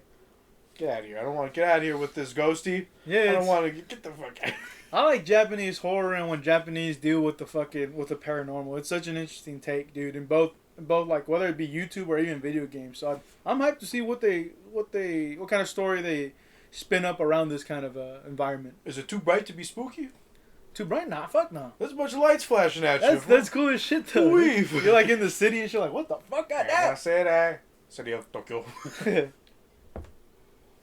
Keep it rocking with the ghosts. But yeah, it's pretty decent little game there. It's not, I mean, we don't know too much about it yet. I don't know what the fuck the story is. Yeah. But it's a little fantastic little shit there. Fun thing. Fantastico. Next, we had we had an Insomniac game. But you notice they didn't do the little web thing out there. You know how they like, it's a Spiderman thing. There's a little web. It's messing with our logo. And it's like there's a bunch of people stabbed to death in a bar. There's blood all over everywhere. Everybody dead, dying and shit. There's a person drinking at the bar with a bunch of blood on his hands. And then Shickety Shawshank, his claws come out, and it's Wolverine by Insomniac. Now, we're probably not, they didn't give us a date, I don't think. We're probably not going to see it for years. Because it's just a concept trailer, clearly. Yeah. But hey, it looks pretty good. And I think it will be gory. Because how the fuck you get to show his claws in the first trailer? show blood all over that shit, and you're not gonna have him like shinkity shaw on people. Come on. Come on, Obi. The best Wolverine games have you shinkity shaw on people. Shiggity shaw, tootin' time. Shinkity shaw. I don't know what it is. What do you think about that? You hyped for a Wolverine game? Yeah. You're gonna be a little young boy. You ain't gonna be Logan boy. Yeah, that's gonna be an interesting kind of like I don't know if it's gonna be like kind of a ground and pound kind of shit. You're gonna take people to the ground, just like slash at their throats or some shit. You know, like I'm interested to see what the combat looks like. You know, it could potentially be fun as shit, man. Holy fucking shit. You know, that's one of those games where I wouldn't mind playing as Wolverine and like, let's say like Cap comes through like as a fucking. This bullshit. fool want everything in every game. Dude. I put all my Marvel boys in one game. This like, you know what I mean? Like it's called Wolverine though. They cross path, like he eventually crossed path with people, bro. Like, you know what I mean? Yeah, but this fool, I want your character switch to my favorite boys. No, I'm just saying, like, I want, like, you know, they got you like want a him to tie. appear in there. Yeah, they got a tie-in. You know what I I mean? thought you wanted to you want to play as Cap. Oh no! I'm saying like that will pop in and be like, "Hey, we boys from the World Can War." you give me Avengers by Square Enix? Only good. Flask movie. So your he's people like, on we it. gave those guys a chance. Insomniac, can you do it? And they just a big sigh. Like, all right, let's save them. Yeah, so it's good stuff. There's not too much to say about it. Yeah. You know, Wolverine going Shiggy Shaw. Could be funny shit. But then we got another Insomniac logo. And then you hyped out over what exactly? What did you see that hyped you out so much? It's your boy Spiderman. Oh, Spider-Man 2. It's your boy in a web. Hey, dude, like they got Venom up in the bitch. Venom over there. Hey, they teased him in the first game. They did tease him in the first game. Yeah. Who is he? Why is he talking like an Australian though? When he's just basically his boy though. I think that's Craven, dude. I think that's a misdirect. I think it's a villain, and then it's another villain reveal. So they're not even connected. Craven boy. I mean, like, you know, I think that's what it is, dude. I think he's there to I hunt. hope it's not a co-op game. A co-op game? I hope it's not a co-op game. Why not? Because I love a single player game. I don't want that. Every game doesn't need to be a co-op game. People love co-op a little too much sometimes. Doing which thing. If my game doesn't have co-op, I don't like it. I mean, I like playing games on my own, but I mean, playing games with people that's the kind of shit that make life. I just hope they weave in a way where it's like you can play a single player and you know what I mean? Yeah. It's not like you gotta have somebody playing as Miles. Shit. Hey, dude, is there anything that you want to add from the Miles perspective since you beat it? Beat the game. You play the game. You fucking yerpa. You know, I know. The DLC might have a little bit of Miles. And Spidey 1, right? Has a little bit of Miles popping I through. didn't play the DLC. Oh shit. You played all that, didn't you? I finished 2 of it. I didn't finish the last part. You didn't finish the Fishman? I didn't finish the shit. No, like I just kind of like I fell out of it, dude. It wasn't as fun. I was like, I don't know what the fuck I'm doing, dude. I just want Avengers and Spidey all in one game, dude. Is that too much to fucking ask for? We all beat up the bad guy one time. Take it up with Sony, man. Sony's the fucking problem here. That's what I'm saying. It's just like fuck me. Like they don't know what the people want. What's up with these fools? But fuck it. You don't know what it is. Spidey 2 coming 2020 fucking 3. So. You got time. Why are you fucking so mad about that, dude? You got a game you haven't fucking played, though, asshole. If it wasn't for... If you played those games feverishly when they came out, and it's like, I can't get enough, I'd understand 2023. You got a full fucking game on your hand to play, dude. Yeah, but that's that. The Miles Morales That's the same thing. Oh, this doesn't matter that it's a new game. Well, it's not as long as the first Spider-Man. It's different though, dude. It's a different thing that you haven't played. But you can paste it out. It's like you're in no position to be bitched about your lack of Spider-Man. Well, you haven't touched the game. On some real shit, that's going off the implication that I even enjoy the Miles Morales character. Like that's kind of cool, dude. But like I like my boy Petey Parker, my boy right here. Petey Parker, you're such a Marvel stan boy. You know what it is. You know, like Into the Spider-Verse is fun. The Miles Morales game looks kind of cool, but like I'm a Petey boy. I want to see Peter Parker. Man, fuck Peter. The most interesting character in the whole Marvel universe? Fuck him. Fuck that shit. Yeah, Not the most interesting person. That's the most relatable. Most relatable. Okay, most relatable doesn't equate to most interesting for everybody. I think so. You're Wolverine better. I think if you look at the numbers, better because he's stabby stab. I'm a little edgelord, bro. I don't even remember. I love Wolverine. Wolverine's a fucking bad. So I'll just shut my mouth. I'm just saying, you know, Spider-Man. There's a certain kind of love I got for that character. So I'm broke all the time. I'm relatable. Oh, bro, yeah, I love that shit, bro. I love that. Like, he doesn't come from like a family where like he's got a ma and pa and everybody's fucking getting along. Like, nah, dude. Like, he's rough. He's out there trying to fucking figure it out. Never get the Batman vs Spider-Man film that we truly desire. Shit. But anyways, hey, you know how it go. We got one more for the Sony conference news. Cover another game that you haven't, the sequel to another game you haven't played. I'm gonna say it until you play it, you yearbuff. Everybody in the comments, shame him, shame this man. Shame! I bring shame! I'm talking, of course, about God of War Ragnarok. A game I have to dip and dodge. Spoilers around the own trailer, because you haven't played the first game, you're Benya. But hey, we got some good shit. There's some dope shit going on in the fucking trailer, man. It looks like some good shit. That's all I gotta say about it so far. Looks fun, dude. I wonder what they're gonna do with Go on complaining about how it's coming out next year. I don't have anything else to play. That's fine with next year. Like, I want Spidey next year. That's what I'm like, dude. That's what pissed me off. But God of War 2, that looks fun. I'm interested to see how they pull off Thor and how that hammer, comes at you, dude. Like, how's it gonna fucking wreck your shit? Like, it's an interesting concept. No, they're based that. I played that game. Thor is gonna be a son of a bitch. Shit. Thor's not gonna be likable, dude. You come in expecting Thor to be likable, you're gonna be disappointed. No. I want to see, like, how tough is he with that fucking hammer and what, like, what's his presence like? I'm interested to see how he do. You're a little presents boy. I'm a little present. Don't open your presents too soon, but you gotta finish the first game. Shame him, I say. I bring fuck your shame. But no, God of War, I'm glad that 2 coming out. Like, that shit looks fucking money, dude. It gives me a lot of fucking motivation to go and play the fucking first one. That shit money, honey. Yes, that's your wow. I told you, like, I wasn't a PlayStation boy when them shits was popping, so, like, to be catching it right now, it's kind of funky. It's like Doom. You better not play like you didn't have the game. Huh? You had the game, though. No, I have it, but, like, I'm saying, like, when God of War came out in PS2 and PS3, yeah, that's what I'm saying. Like, that's funky. You feel like your boy... Nintendo boy back in the day, no? Oh, Nintendo and Xbox, I feel. I didn't come into the PlayStation. I did PS1, skipped 2, and got 3 at the end. You're a Halo 2 boy. Yeah, what I mean? I was satisfied, I found my video game waifu, My little waifu. All right, Turn. But I think that pretty much wraps up the conference for me. I mean, it was all right.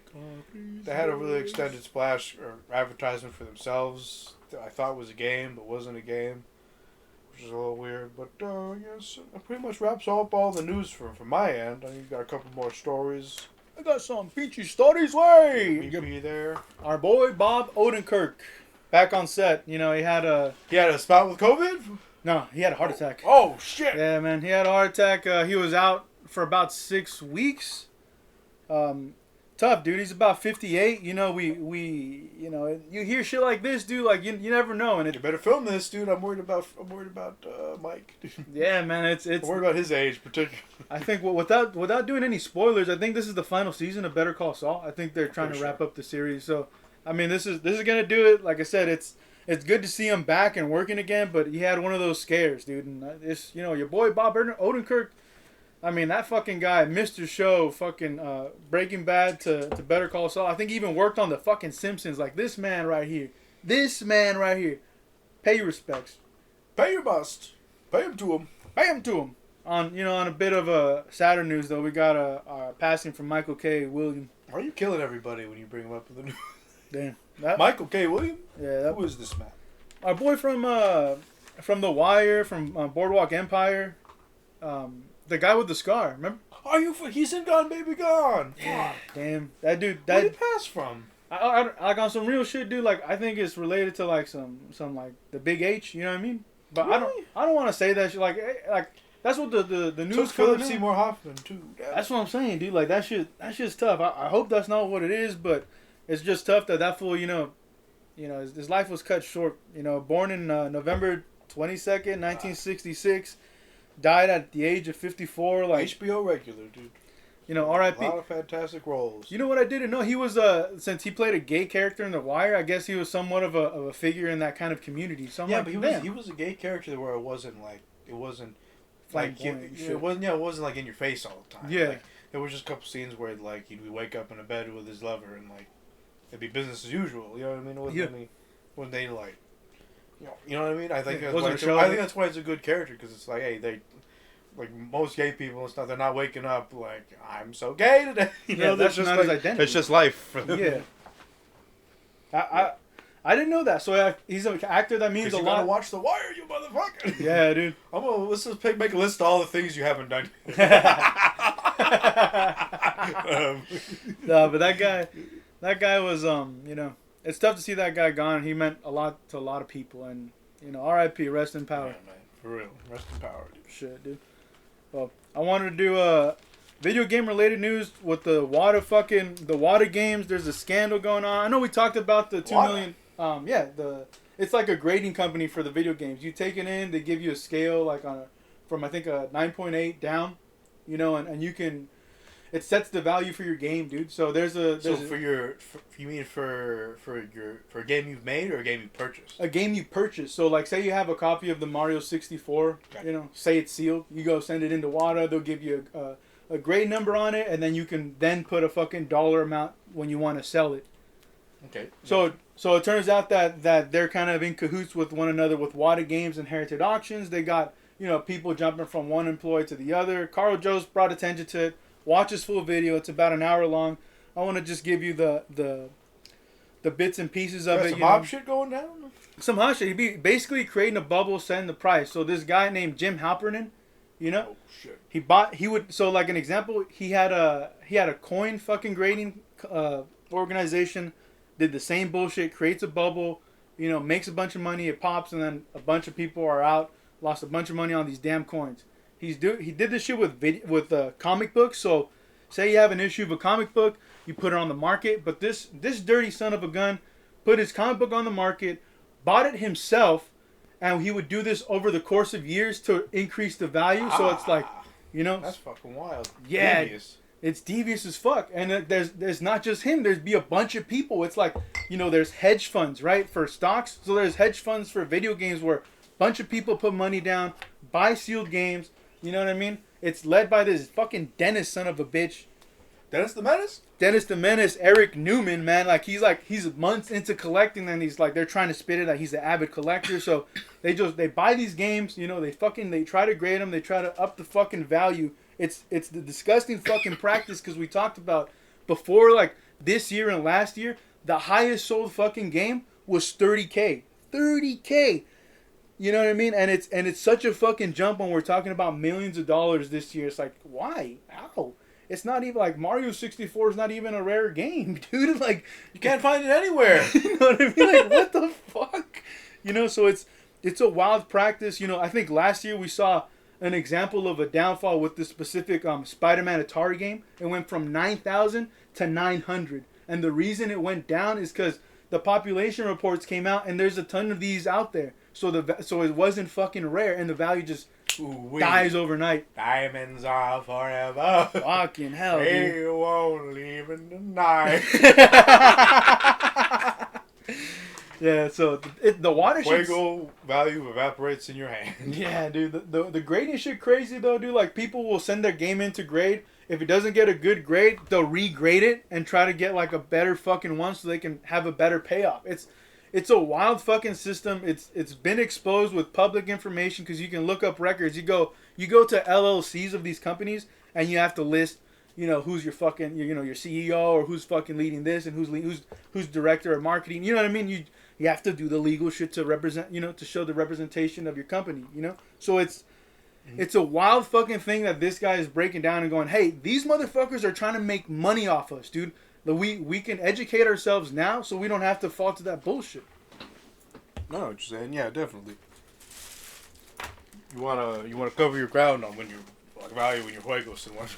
Yeah, you wanna cover that bull, but you know, that's Wata Games. Go give that YouTuber Carl Jost. You know, that's Jost with the Joust. Go give his video a fucking view. It's an hour long if you want to see more about this, a deep breakdown. It's fucking wild, you know. But I want to wrap up my section of the news with the Shang-Chi, you know, specifically doing well at the box office. I don't give a shit about the numbers. You know what I mean? It's not like it made 90 million. You ain't not one of those little number boys. Yeah, like it made 90 million in the box office. So it made money, but it wasn't making money like before, But if right? it makes money, that's an indication of its quality. Yeah, exactly, right. But no, it's not an indication of quality. It's just, you know, Well, not they'll make another one. Yeah, exactly. It is what it is, but the thing with the Shang-Chi, it performed so well with an unknown fucking property. It got everybody excited with the movies that are coming down the pipeline. Like, for example, Venom moved up their fucking release date to October 2nd. Now they're going, well, shit, people want to watch movies? Let's launch October with fucking Venom. Give them a Venom month. Let's give them fucking movies until they're falling out of their fucking ears. Until they're falling out of the fucking, you know? Marvel's trying to do Eternals and Spider-Man, Sony with Spider-Man at the end of December. You know, so November, Eternals, December, Spidey, like, I think it's basically saved Christmas. Like I said, everything's pretty much locked in, and they're going to go ahead with releasing these movies on time. I think no delays. In fact, hey, like I said, the motherfuckers moved up, so that's good news for me, man. I like that shit. I like that movies is, you know, they're going to try to take a chance this winter. Well, God bless. I like to see the movies in there. I just hope the CDC doesn't end up regretting this. The new movies coming out. Getting everybody out in the house and right up close to one another on the holidays. Well, like even the non-Marvel shit like Dune and fucking Matrix and then the No Time to Die, like I think all these movies are you know what I mean, they're counting their blessings if they do get to that box office, you know, if they're able to recover some of it. You know, I think it's got a potential to, like I said, hopefully keep some of these bigger movies on schedule and no more delays and stuff. But hey, it is what it is. You know, that's this section of the news. Y'all know. You were about to say it again, weren't you? I'm gonna fucking stop you from that. I'm gonna wean you off of. You already know what it is. Good luck. Talking that bullshit. And I think with that, we'll move on to the movie pick. What movie did you pick for me? Down by Law, Jim Jarmusch. Hey, it's written and directed by Jim Jarmusch, Rex. Y'all know what it is, but you know it's a follow-up to our Stranger Than Paradise recommendation. Down by Law, like we can talk about the title now, or we can talk about the movie. You. Well, who recommended who? I don't know what it is. So, it's written and directed by the Jarmusch Man. David Lynch clone number 1. This one. Imagine he just has those close-ups of just the most bizarre fucking shit. You gotta have clones. No, he's not a clone of David Lynch. He's weird in his own way. And we've got this music by little John Laurie boy. Like the film starring little Tom Waits. Some songs by. Got a little John Laurie, also behind the camera, or in front of the camera, I should say. Yeah. And we've got a little Robert Benigni. Roberto Benigni. Natasha. Nicoletta Braschi, I believe is how it's pronounced. Ellen Barkin, Billy Neal, Rockets Red Glare. Hey, our boy Rocket Red Glare. I don't even know who the fuck that is. The fat fool. Remember From the first movie? Yeah, from the first movie. Oh, you picked up on that, huh? I didn't recognize him in this one. He's definitely got a unique sensibility here. But yeah, I thought Down by Law was a pretty good movie. It's a little more minimal on the dialogue, I think. It kind of touches on some of the similar themes, I think, with regards to like immigrants and what have you, like a Stranger in Paradise was. We're gonna go a little bit into the plot here. Hey, let the good people know what's Gooch. Oh, Gooch. Okay, we began with a mischievous little Tom Waits track, jockey full of bourbon. You think he can sing? You think it's all right? Hey, little girl, I will fire your children. I don't know if he can sing. I'm not like I first heard Tom Waits as inspiration for Heath Ledger's Joker. Yeah. I didn't really know the guy before. Had no idea. I thought he was an actor before I knew he was a musician. Oh shit! So yeah, seeing it now is like, I mean, is he any more like, I don't know. I feel like there's a market for very gravelly blues music. Yeah, for sure. You got Smokestack Lightning fucking just hooting and hollering into the mic. I feel like there's a market for a little more subdued, gravelly voice music like this. Yeah. Anyways, the music plays over some gliding car shots and boat shots if my eyes are correct, New Orleans, Louisiana. We got the character of Jack, played by Mr. Laurie. He wakes in his bed next to Bobby, played by Billy Neal. And he goes to his porch, and he finds Julie just chilling up there, and he's like, "Fuck, what are you doing here?" And she says, "Oh, I'm just watching the light change." And he fucking very puzzled. He goes back to bed, and he embraces Billy, who opens her eyes, and she's like, "This motherfucker over here, this fool over here, gonna marry me," and shit. Which will get funnier as we go into the plot of the film. There, we go there to more Southern Railway shots. Tom Waits' track is kind of fading in and out in this opening here. Yeah, why was that choice there, you think? I don't know, maybe just to bind the characters, I guess, a little bit. Just trying to, like, you know, they're both on some tracks in life that are going to lead them to where they get to, I guess. And we get to Zach's home at his apartment, and Zach, played by Tom Waits, who gets home to his apartment and quietly undresses. He kind of gets in, he's like, "Baby, you sleeping?" I'm a terrible Tom Waits. He's not that gravelly. He doesn't sound like he's smoking a couple packs a day, but he does have a very, very unique voice. But he gets home. He tries not to wake his lover Lorette. She also blankly stares when he gets into bed. She's facing away from him, and that pretty much ends that scene. We get a couple more Southern Fried locations. One boat shot, looking really nice there, and we get a very quiet credit sequence. I'm like, is there any sound over this? This is a little weird after Tom Waits. Until we start hearing like signs of a lonely night street, sirens buzzing by, and whatnot. And then from credits, we go to Lorette, who is extremely upset at Zach's inability to hold a steady job, hurling all his shit out the window, his records. Fuck, man, that fool must love his record collection if he's given his job. But yeah, she's just have a fit of passionate, tear-drenched rage, throwing all of his shit. After she screams at him, and at one point she's like, "Fucking hit me!" And Zach ends things with her when the steel boots are tossed out, and he's like, "That's it. That's the last straw, baby. Not my steel boots."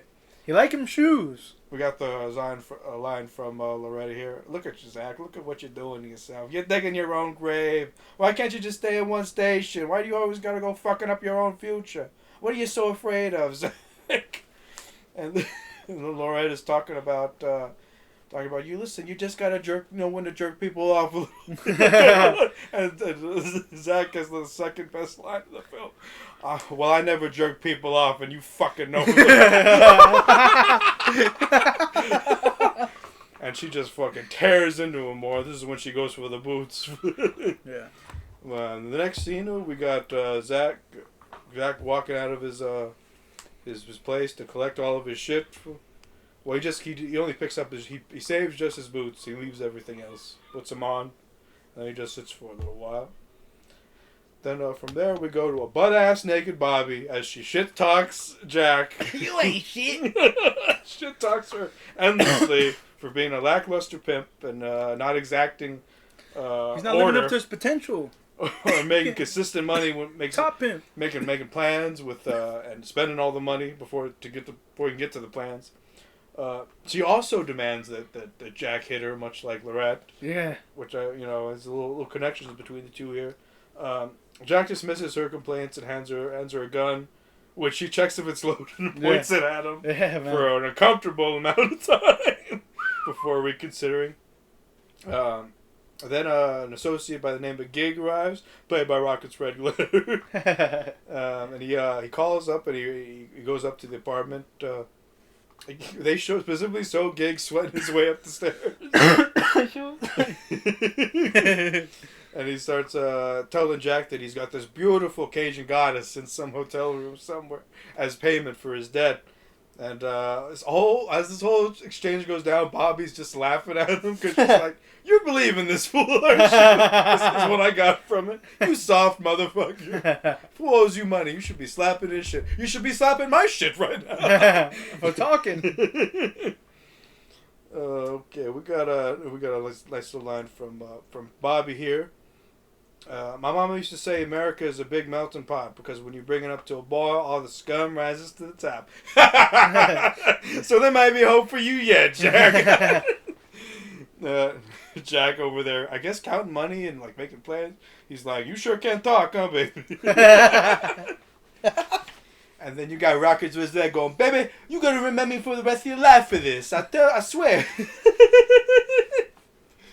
Okay, and from there we got Jack walking past Julia working the corner.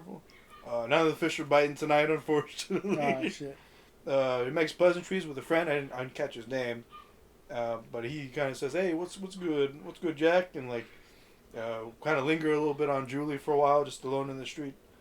From there, we go. Jack knocks and enters a hotel room and begins to perform a prostitute onboarding seminar to shape under some covers. In the dark, when police raid the room, and it's revealed that the girl under the sheets was a minor, and it was a sting operation.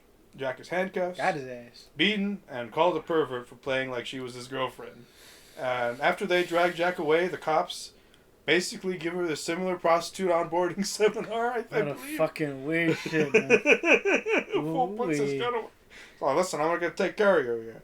I got the whole monologue from Jack here. I heard you're looking for someone to take care of you. Now, what you want is someone who's going to treat you like a lady. I don't know if you've been on the streets here or not. But they can be very serious, these guys. I mean, chances are you'll find someone who's gonna get you strung out because he's strung out, and he's gonna own you. That guy's gonna cut you, hurt you, make you. With me, you're gonna be making money. You have jewelry, whatever you want. Check it out. I got the right connects. My thing is organized. You're gonna work with me. I'm gonna take care of you. And then the cops kick their door in and wreck it. Shit. That's it for old Jack. Then we got Zach drunkenly singing on the corner here. He has a very awkward interaction with this foreigner, who's this Italian man who's collecting English phrases on a notepad. Zach he shoos the Italian foreigner who can barely speak English. The man seems to be very wait. Hold on, I wrecked my notes here. That's alright. After the Italian man goes away, Preston, a very shady-looking con man, comes over to Zach and like tells him about this easy job, about this foreign car. It's like, should be an easy job just to lift it and take it for him. Zach managed to negotiate $1,000 up front from him. Preston obliges begrudgingly. He's like, "Hey, anything for you." It's a sad and beautiful world was the quote by Zach that little Roberto picked up, and which apparently was it was a misunderstanding when they filmed it, and they kept it in the movie. The sad and beautiful world line was actually a flub, and they just kept it in. So it's a little Jarmushosaurus Rex. That movie. And we got another line from Roberto here. "Oh, thank you. A buzz off to you. It's been a pleasure." I thank you. Buzz off to you too. Zach swings a bottle of liquor behind the wheel of a stolen car. Yeah, dude. Jesus. And greets passerbys. He drunkenly mock performs a nightly DJ radio session of the Lady Baby Sims show, complete with songs and a call and requests and a dedication to Lawrence. Show some love to me, baby. A cop car spots him and he's pulled over and arrested after a body's found in the trunk. Hook it up good, twist it a little bit. Hook it up a little good, boy. Twist it a little bit for me. After a long glide across several prison cells, we arrive at Zach's. Did you hear that for? Like, it's my car. It's your ass. I didn't catch that one. Ah, damn, dude. No, I watched it 3 times. You know what I mean? You know how it go, yeah. It's a good line there. What you're here for. All right, after a long glide across several prison cells, we arrive at Zach's. By his own etched count on the wall, he's been there 7 days before Jack arrives and is put in the same cell. The two start off tense. It's supposed to say, "Hey, baby," when you're walking in. Did you hear that, fool? The prisoner's like, "Hey, baby," and that fool like, "Yeah, right." Hey, John Laurie, a pretty little boy. Yeah, I'll make you. Hey, well, you gonna be mine. You pretty little thing. Fucking prison Mike, like, there goes the bell of the ball. God damn. Yeah, these two start off tense. I think Zach kind of puts his leg in front of him there as he's moving about. Oh yeah. Jack assumes his position at the prison cell, just like, oh, I'm in prison now. Yeah. Jack struggles with the basic rules of prison, particularly the inability to light a cigarette whenever. Zach tells Jack that they were both set up, and Jack tells him he don't exist. Zach tells him the same. You don't exist. No, you. The walls don't exist. The wall. Yeah, he goes existential on him. Tells him all the materials in the room aren't really there. I'll let him know one time. Guard. It's the line from Jack here. The two argue over Zach's inward nature, and Jack monologues about his plans where he gets out. A big limo full of 4 naked women and coke he'll refuse. Oh, yeah. That shit was... Zach makes fun of him for his dreaming. Oh, shit. We got... I like that idea that he was pitching though, where he's like, yeah, we're gonna go in slow into the fucking city, you know what I mean? Like, what a dope shit. The picture. Yeah. Oh, shit. The two talk about their past, and Zach lets it slip. He was a DJ, and Jack is extremely interested. And Zach Stiley does a weather and traffic report. Man, what's wrong with you? You know, it's like trying to pull teeth getting you to talk, and you're a fucking DJ. Zach angrily etches a day into the wall. Jack becomes annoyed, and the two brawl on the floor. I'm tired of your shit. God damn it! Stop counting the days. God damn it. The bruised pair are greeted with a new guest in their cell. The Italian foreigner by the name from before, with Zach by the name of Roberto. He is coldly ignored by the pair as Roberto attempts to conversation his way. He attempts conversation by way of out of context English phrases. My favorite line of the whole film. Roberto gets dropped off, and he kind of looks at the guys, and then he looks back to the rest. Hey, why don't you go take a flying fuck?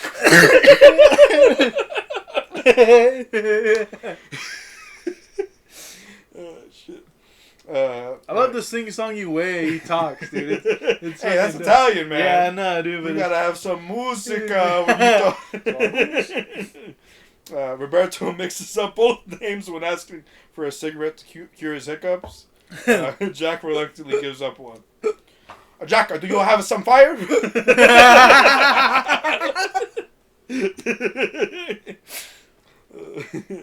Roberto makes conversation with himself as Zach silently etches more days into the wall, proclaiming love for a Walt Whitman that leaves of glass. You know Walt Whitman? When asked by himself, Roberto shouts a few Walt Whitman bars in Italian after Zach asks about it.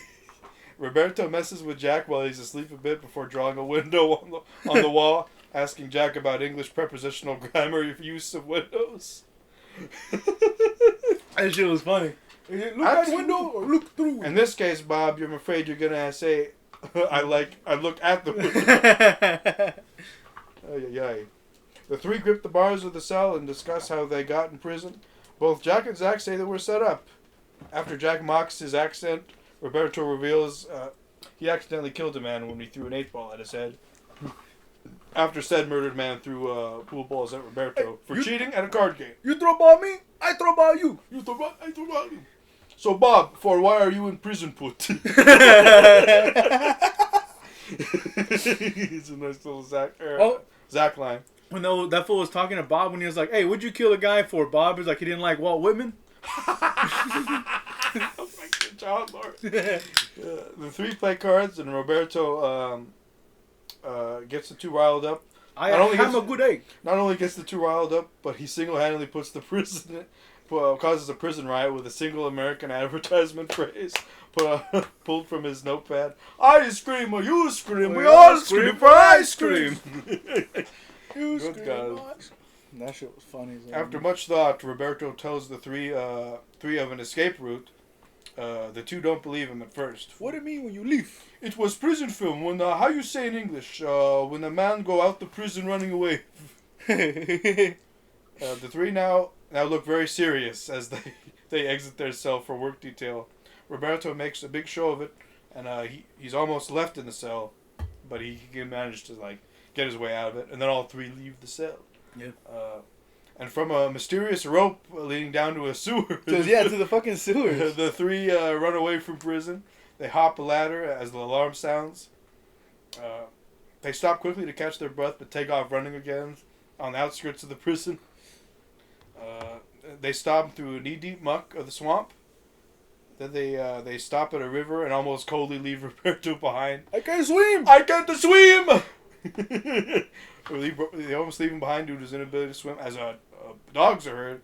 Then Zack shuts his Italian, panicking, screaming mouth. Did you think then, helps him cross the river? Did you think they were gonna leave him behind when you were watching that? I thought so at first, because it's like, well, they can't swim, but it's like, I guess he got, I don't know, Zack was like, I can't leave him behind. Just get on my back, you little fucker. That shit was dope, dude. I was like, hell yeah, my boy Zack. Fucking John Laurie, maybe Mark Twain will come by and pick you up. Fucking hell, man. Well, a straight piece of shit. Yeah, he a pimp. He a nice pimp, but not too nice. I give you jewelry, baby. The three sit down and rest. Jack sleeps as Zack describes the size and species of alligators and snakes in the air. Red ants, well, they can eat an entire family in a half hour.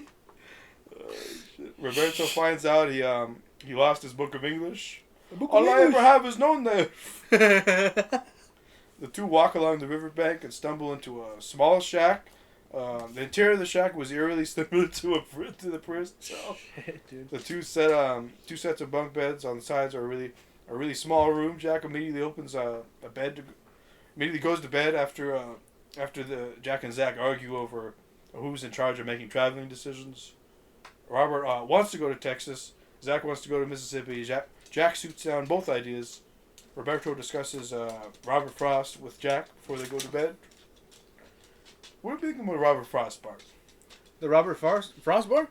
A Yeah. Road Less Traveled? Yeah. I like Robert Frost. He's one of those poem boys we had a. I thought he was the dude that interviewed Nixon. That Robert. I don't know if it's Robert Frost. It's a Frost v. Nixon, you know. So Yeah. Might be two different boys. Probably might be two different boys. Yeah, but the poem shit, I like that shit. In English class I took in college, we had to dissect that shit, and like the path less traveled was like you walk that path that it's your path, it's new. You know what I mean? That's the shit you gotta do. This path is my path. It's some beautiful shit, dude. Like it make you look at certain shit, look poems at a different way, because I didn't know poems can be so fucking beautiful. I thought it was all love. Man. Step his poem game up. This fool listen to Oscar Wilde and nothing else. I thought it was all about flowery bullshit in poems. Your boy got to step up his literature. I'm trying to get through The Alchemist. You know what I'm saying? Yeah, I'll go. You know what it is. Anyways, the three travel down a scummy monk of a swamp, and to discover that they've been going in circles. Their boat capsizes shortly after the discovery. Roberto disappears, and Zack and Jack argue over their pathfinding skills, and fight. A fight which is broken up by Roberto with a freshly killed rabbit. Yeah. Jack and Zack then part ways. Zack does another mock radio show as he walks away. What do you think that everybody's kind of losing it at that point? Everybody's talking to themselves. Jack shit talks Zack and reminisces about his past life. Yeah. As a pimp. I don't know. It's just like, hey, your past will tear you apart in the present. I mean, I think is what he's saying there. Shit. My mother, she made good rabbit. Yeah, Roberto cooks his rabbit and talks about his mother, who was at first very gentle with rabbits, but then very brutal when it came time to cook them. The two return to camp, and the three bond over how terrible Roberto's unseasoned rabbit is. Very strange, my mother. That was an improvised line by Roberto. Because I think it's real, dude. He was just talking about his actual mother. He's like, I ran for half an hour for this rabbit. Very cunning rabbit. You know what I mean? I like how I was like, it tastes terrible, Bob. It tastes like a tiger. You know, like how they're fucking. That motherfucker's still eating it. What else you gonna eat, motherfucker? It's just funny that they're boys again. They come together. You know, the only way they can, just giving each other shit. I mean, that's some dope shit that you respect, because, we boys, and, you talk some shit. Man, fuck you. I don't talk any of that shit. You suck. Friendly hierbas? Anyways, we go, Jack and Zach send Roberto alone into a remote store called Luigi's Tin Top in the swamp. The two hide like they said they wouldn't in the bushes. They grow tired of waiting and hungry, and they walk up to the window. See Roberto getting along very well along with the woman inside. They gingerly walk into the tin top and greet Roberto and Nicoletta, the woman he was talking to. They tell Jack and Zach that Nicoletta is Italian, and they're madly in love with one another. In a matter of minutes, hours maybe. Nicoletta brings out a spread of homemade Italian food, their first home cooked meal since prison maybe. Jack is so grateful for the meal that he uncontrollably cackles when Nicoletta brings up her dead uncle Luigi. But when they're getting ready to get inside the fucking Luigi shit, when he walks in, Jack's like, "Hey, this fucking idiot walked right in there." You know what I mean? That's what I mean. They kind of use that fool as expendable. Yeah, it's just funny. It's just funny as hell, dude. God damn. Let's hide over here in these bushes. You know what I mean? Then they be peeking like, "Hey, this fool having some eats." But wearing next scene is next morning. Wearing Nicoletta's uncle's clothes before all sit down for breakfast. Roberto dances with Nicoletta and tells the pair that he is staying. What song were they dancing to, by the way? I don't know if you picked it up. Yeah, no, I don't think Raining? It was like an oldie track with raining in the lyrics. so. Sure. Talking about the raining, about the more. What do you think about that dance, man? Like, it's... Hey, do they love? They little love. Was it too sensual for you? No, it's just long. It's like, holy shit. Like, and then you watch our love. You sit and you watch. It's not like... Let them watch. Let them watch. Yeah. Let him watch that. Let the boy watch that. No, but it's not rhythm, it's not like waltzing. It's just very I don't know, it's very sloppy, huggy, dancey, you know what I mean? It was interesting to watch because, like I said, you see people dance at parties, and then you see something like this and you go, holy shit, that's okay. People can dance like this. I'm just telling you, whoa. This fool ain't a little dancey boy. He never waltzed with his girl. I never want to waltz. Okay. Come with me. Outside of the shack, Roberto tells them both to write, and they walk off the premises. And in the very last scene of the film, Jack and Zach share a final sassy goodbye after saucing on each other. I believe Jack calls Zach a trash man, and then Zach calls Jack a squirrel hunter. Yeah, so this is how you dressed. You know what I mean? Garbage man on parade. Yeah, and it's they switch coats, and look a little more stylish for it. They maintain a subtle sense of respect for one another as they part ways at a fork in the road. And all I want to say about the ending is, where can I get a strut like John Lurie's strut? That fool, I'm walking. I'm walking it. I'm from New York, boy, so you know how it goes. All right, and that wraps up the plot synopsis of Down by Law. A pretty good movie film, I think. I like the friendship, and I like the chemistry between the three, and they're little sassy boys. They're sassy as fuck, but I just want to highlight that last scene, dude. He's like, so this is how you dress. Garbage man on parade? He's like, you plan on doing a little shooting there, Jack? Squirrel hunting there, Jack? And he's like, they exchange the jacket, and he's like, put it there. And then he's like, yeah, fucking right. And he's like, fuck that. Yeah, he's like, good luck with yourself, Zach. You know what I mean? And they just... He kicks him in the ass. No, he doesn't kick him in the ass. Like that kind of friendship, I can't stand you shit, but we have to be boys in this situation. We have to be boys. God damn it. I can't pick other boys. Yeah, I can't pick that shit, I like the little jacket exchange because it's they boys, They boys with their toys. They some boys with their toys. But I really like the chemistry between the three, and I just want to say that this dude's movies are more about the characters and the plot, if you want a shooty bang bangs, they gotta save this, and this is the fucking, this is the goalpost they gotta get to. I wanted a shoot movie. we have to blow up this and we have to get to this. Like, it's not that. Like, and that's what I love about this, because at the heart of a lot of the shit, dude, it has to be about the characters, dude. Like, it has to be something fun. It has to be something interesting. Like, at the heart of every shit. And this dude, as static as the camera can be, and like in this fucking black and white, dude. Even though this one has a richer black and white than like Stranger Than Paradise, you know, the blacks look a little fucking better in this Down by Law fucking follow up, you know. And I think he changed DPs with Robbie Mueller, and he kept working with that fool. He did Dead Man, he did Way of the Dog, you know. I forget what else he's done with him, but he's been his go-to, man. And fuck, it's good to see this kind of quality improve, and like still have the focus on characters in this kind of Jarmusch kind of like headspace of what a movie could be. Exactly. I think I agree with everything you said there. I don't know if I have too much to add. Roberto and Nicoletta got married in IRL a couple years later. They also starred in Life is Beautiful, a French film. Holy fuck. Yeah, I don't know anything about that film. I think it's one of those Frenchy boy films that it's like, hey, it's Frenchy nice. Boys. Let's see what. Nicoletta said her cafe was near the border of Texas, which means that they walked over 200 miles across the entire state of Louisiana to get where they were. Holy shit! It's a little. I don't know if they did a good way of. They had a boat. There's miles and miles of swamp for sure. Yeah. So I don't know. Maybe they made it.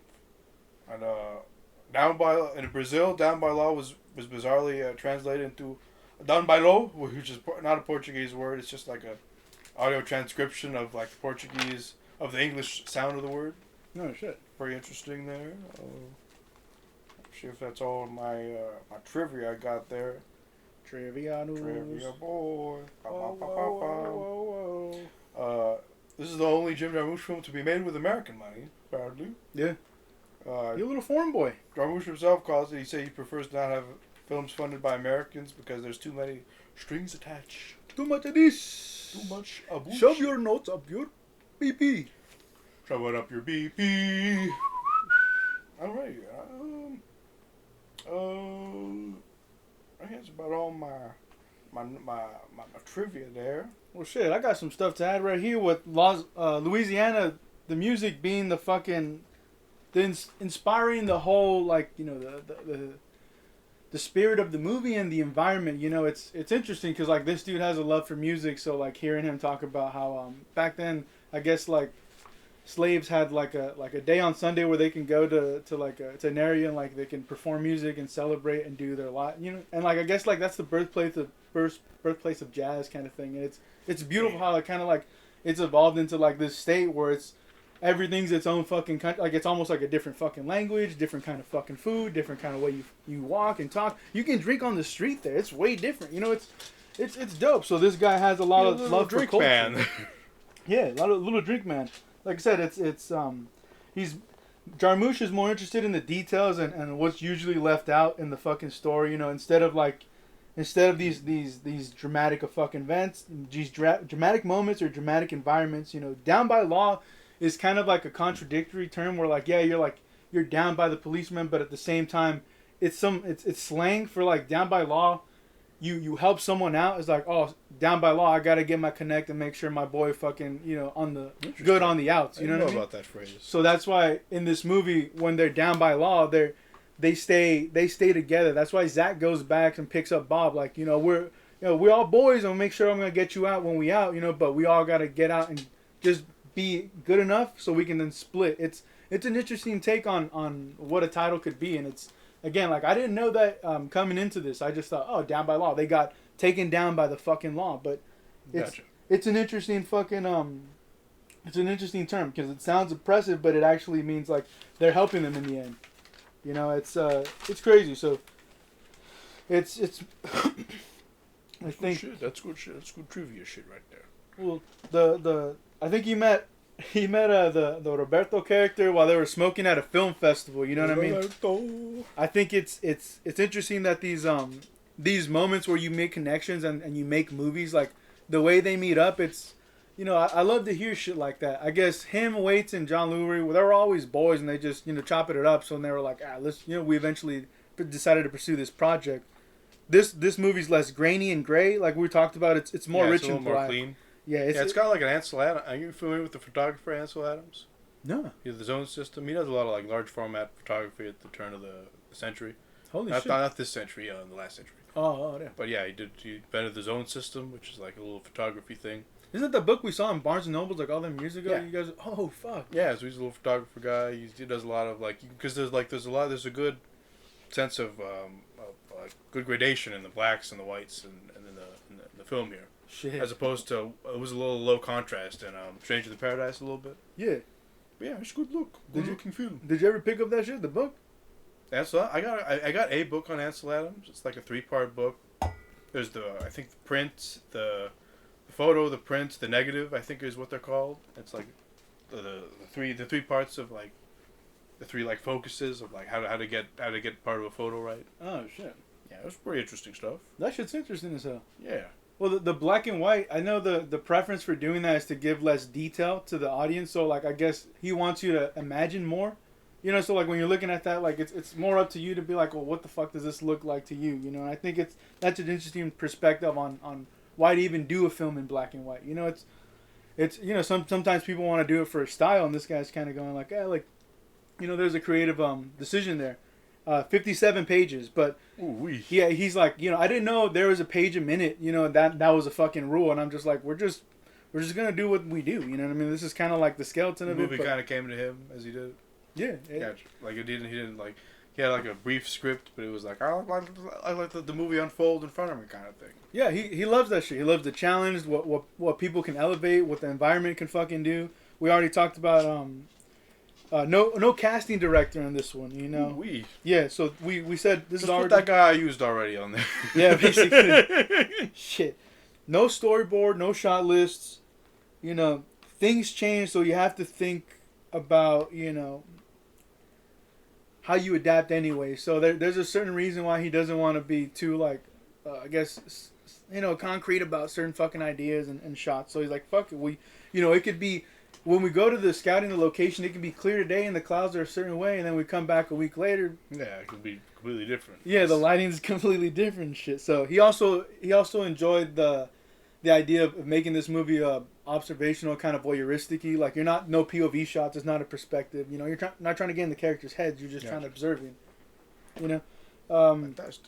And I think that the only quote I want to end this thing on is Luri. He's like, my suit is my office, so I keep it clean. You know what I mean? And there's a certain kind of swagger to that fool, and it's crazy because Jarmusch talks about like, yeah, this is one of my boys where, you know, we go through difficult times.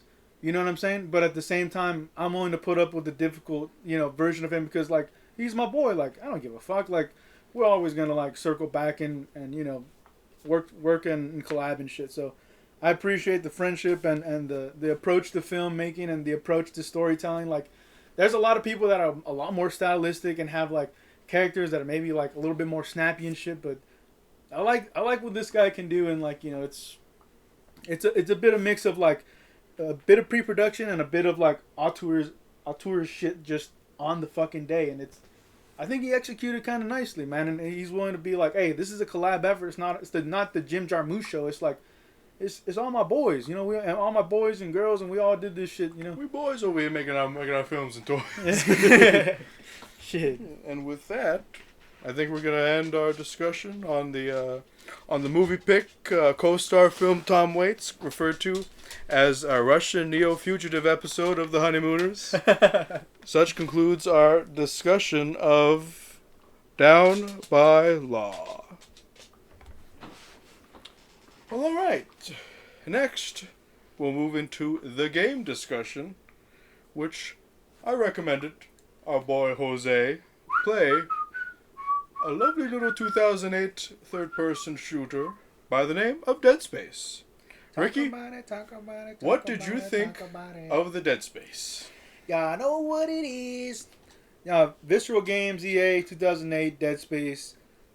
If I can just sum it up with a quick, it feels a little like Halo meets a little BioShock meets a little Resi Evil. Yeah, it started out as System Shock a little bit, and Ooh. they were heavily influenced by System. They started developing in like 2005 Ooh. before it came out. They wanted to do System Shock. They're like, this is everybody play your copy of System Shock 2 and we'll work this shit out. Then I think, well, they started a little bit sooner than 2005. Then Resident Evil 4 came out and they're like, oh, this is the shit. Yeah. This is the shit. We gotta do this. Woo-hoo-wee. So there's like a little mix of like, there's some System Shocks, Game Bioshock respect stuff. game, dude. Some, You know what I'm some saying? System Shock stuff. Hey, I'm just saying. They go, they might have produced a better game than our. This fool's swinging his.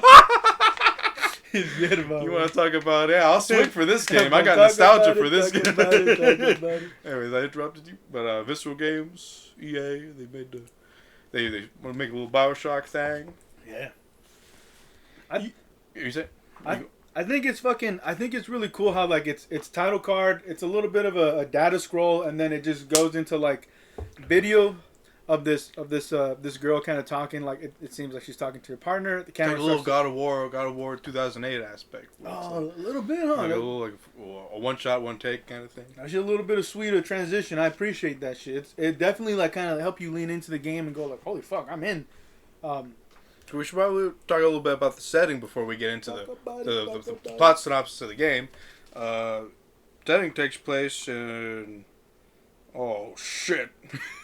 It takes place in 2508 on the USG Ishimura. USG Ishimura. Mining vessel, a planet-cracking vessel. There's a lot of good, like, sick fucking aspects of the story to this game. The flagship... ship of the Concordance Extraction Corporation. It also takes place on a ship called the USG Kellyan, the one you start out on before you set eyes on the USG Ishimura. The USM Valor makes an appearance later in the story that we'll talk about. And of course, there's also Aegis 7, the seventh planet in the Cygnus system. And there's this basic story of before like we get to like the plot of the game is the resource-starved Earth has driven humans to space and necessitated ships that literally crack open planets, break apart pieces and process them for resources. Business is booming. A religion called Unitology, giving meaning and spirituality to a cold, uncaring future, has become popular in the 200 years. It's based upon social unity and worship to a strange, mysterious marker. And with that, we come in on a video of Nicole. She's like, oh shit, it's fucking shitty over here. No, she's a little more, loving and caring to her boo, Isaac. Yeah, just the camera pulls out and it's Nicole talking to Isaac, and then you meet some of the players in the game. Kendra and Hammond are the big players we want to keep in mind. Kendra Daniels is a techno specialist, I believe, technologist, and Hammond is in charge of security, senior security officer Zach Hammond.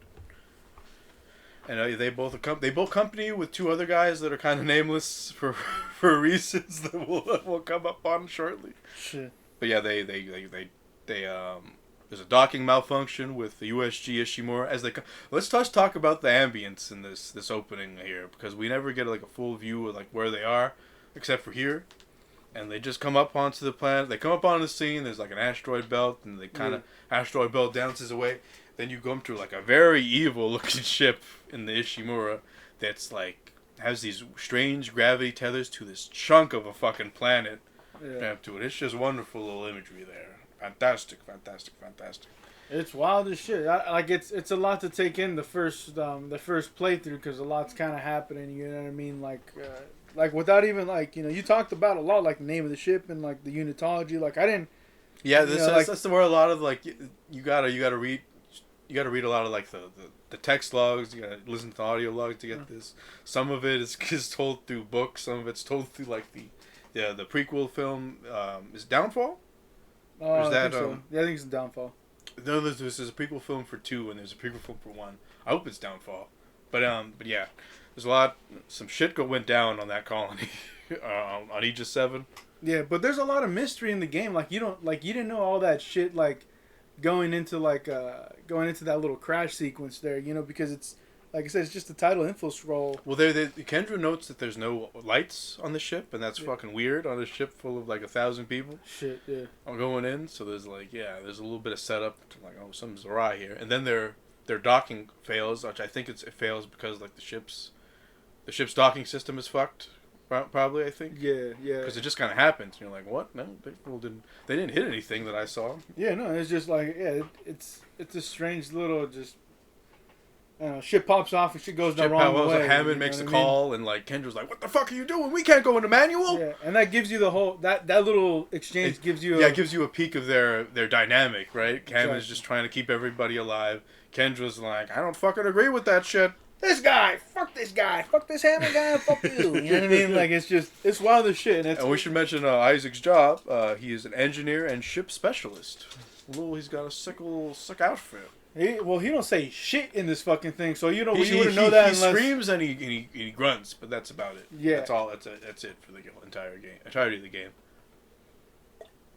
You know, he has he has some interactions with the crew, but he never he's not. You know, it's a little bit like Claude in GTA 3. I guess GTA 3 for sure. That fucking guy, kind of like Saints Row 2, Saints Row 1, but like. The character kind of doesn't say anything until like one specific scene, and it's like, all right, like, well, what the fuck, you know? But you know what I mean? I got you. But that's cool. Like, I didn't need them to talk. I didn't need them to be like Duke Nukem or some crazy shit. It's wild. I'm gonna kick ass and chew bubblegum. That would have fucking taken all the scare out of the game. Y'all know what time it is. Anyways, so they pull aboard and they kind of give a background on the ship. They're like, listen, this is the first planet cracking ship, motherfucker. It's got like 35 or 30-something successful planet cracks under its belt. Shit. It's kind of like they build it up that it's kind of close to the end of its lifespan as a ship. You know, it's like old rickety. The old mansion a little bit, except with a twist. And they come to the main hall there, and your mining expertise is needed. They're like, Isaac, go over here and check what the fuck's up with this system. And he goes over there and like he discovers, oh my god, the ship's fucked, man. Everybody poking holes in the ship over here. Who got these holes over here? And then the spooks begin. An enemy. We don't know what it is yet. Breaks into the room, and the quarantine is tripped, and we get that lovely little circulating quarantine light with the ocular lens flare, like you're at the dentist. The game, the quarantine thing that the game uses at least a half dozen times, I think, to good effect. Yeah, I definitely throw this goddamn. And those two jobbers that don't have a name get wrecked. From the crew. Yeah, they out the game real quick. They're like, run, Isaac, run, and then you're asked to run with no weapons. How did you feel playing this part of the game? You don't know what this game is, what it is. You know it's Spooky Town, but when is it gonna start? When do the spooky games start? When the spooky come, I knew it was gonna try to hit the ground running, you know, because it gives you that little setup to be like, well, what's this character's motivation? Then we get into like the team dynamic. Then you get into the fucking actual mission. So then once you pull in, it's dark as fuck, and then you know you're talking about the team gets killed, start to run away, and I think that's when you start to use your stasis X or whatever the fuck, right? Yeah, you go around a little bit. You gotta get your plasma cutter first. You go to a room and you're like, it's blood on the wall that says "cut their limbs," dude. Cut off their limbs. That's right. There's that room, and then with the plasma cutter, what's pretty cool about it is that it flips between the vertical and horizontal. Its alt fire is a little weak until it's not, because you're like, oh, it just flips it. Then you're like, oh, it flips it. Yeah. Because they model the enemies in this game pretty well. Well, I guess we'll talk about the enemies as they come by. But yeah, so far we got the basic little slasher boys. It's a little slasher boy. Little slasher boys, you know, they're the iconic enemies from it. They're a little inspired by the Thing, obviously. The whole game is kind of a little inspired by the Alien, specifically Alien. Then you got the Thing here, and you've got Event Horizon as well, thrown in bed there with the spooky industrial spaceship. Spooky times. But yeah, you get your stasis, and you start. You basically gotta fix the tram, fix the ship-based tram, and you gotta use your stasis to hey man, I gotta fix this bullshit so I can get around over here and fix the other parts of the ship. Damn, that's a fucking job right there for this engineer, man. Throughout the whole damn game. Like, guys, go do some dangerous shit. I'm gonna sit over here and be crazy. Yeah, Jesus. But I think it's pretty cool when you get to the stasis part. You can like kind of slow down the time. You know, it's interesting. It's not a natural ability. It's like, you know, it's an advance or an upgrade. You know, it's an interesting concept. We talk about the HUD and how the HUD is just it's integrated into the game. It's not like not a separated UI. Your ammo, your health are all on your character. They're not like there's not a big dumb health bar. Yeah, that's true. Godlike health bar just floating out of frame. That's true. I didn't like. I did like the touch of like the health bar on the back of the back of the suit, dude. And like as you upgrade it, obviously you get, you know, stacked bars and shit.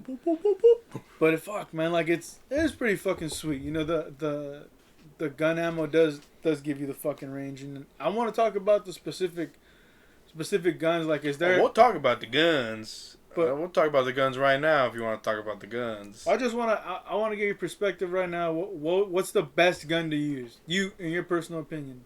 I mean, plasma cutters, the OG is the reason why. It's the reason why they have an achievement, because it's doable. Probably Ripper Chan, my little Ripper. Ripper's pretty fucking good. What does it look like when it's upgraded? The Ripper Chan. Ripper's great when it's crowd control. No, when it's upgraded. But it's still one blade? Is it kind of it's still this full one. Multiple blades. No, it's just a powerful blade that kills. Dude. Kill more, kill. You got the line gun, which is the shotgun plasma cutter. Yeah. Fantastic. Your boy played the whole game with. Let me just have a pocket full of line gun ammo. Going in every fight. Force gun is a little hit and miss. Feels like an air gun sometimes. Especially when you upgrade it. Upgrading it's kind of weird. Did you fully upgrade it? No, not fully. Oh, shit. I was just a little disappointed that it wasn't like murking dudes. Just kind of blew them back. I was like, I'm trying to murder these dudes over here. Contact beam was pretty nice. Spartan laser rip off a little bit. It kind of wrecks everything in one go, or at least puts it back on its ass. Fully upgraded? Oh, I didn't fully upgrade that either. The only thing I fully upgraded was like I upgraded the damage of the line gun and the Ripper to the max. Oh shit. Second most boring gun in the game, the pulse rifle. Oh shit. Pulse rifle is a little rifle gun, yeah, but it's got a nice little secondary, but it's just a machine gun. At the end of the day, a little space machine gun. What do you think? Favorite gun? I think favorite gun? No, is that your favorite gun? The pulse. The pulse rifle. I gotta say straight up, like. Yeah, the worst gun in the game is the flamethrower, hands down. Hands down. Yeah. Shit, I picked it up so I can just buy it, but then once I saw what it can do, I'm like, I'm gonna move you to storage. Yeah, fuck that. Sell that gun. Yeah, fuck that gun. The pulse rifle, I will say I'm a little. It's a little disappointing because like when you're out there, you want to feel like a badass with this assault rifle. You want to feel like you don't want to be a Master Chief ripoff or anything, but you want to make sure like this gun can deal fucking damage. And what sucks is that the cutter is hands down superior to the fucking pulse rifle. Plasma cutter? The plasma cutter, yeah. Dude, like that. When you upgrade that shit, god dang, that shit. Yeah, that blew shit's away. like butter.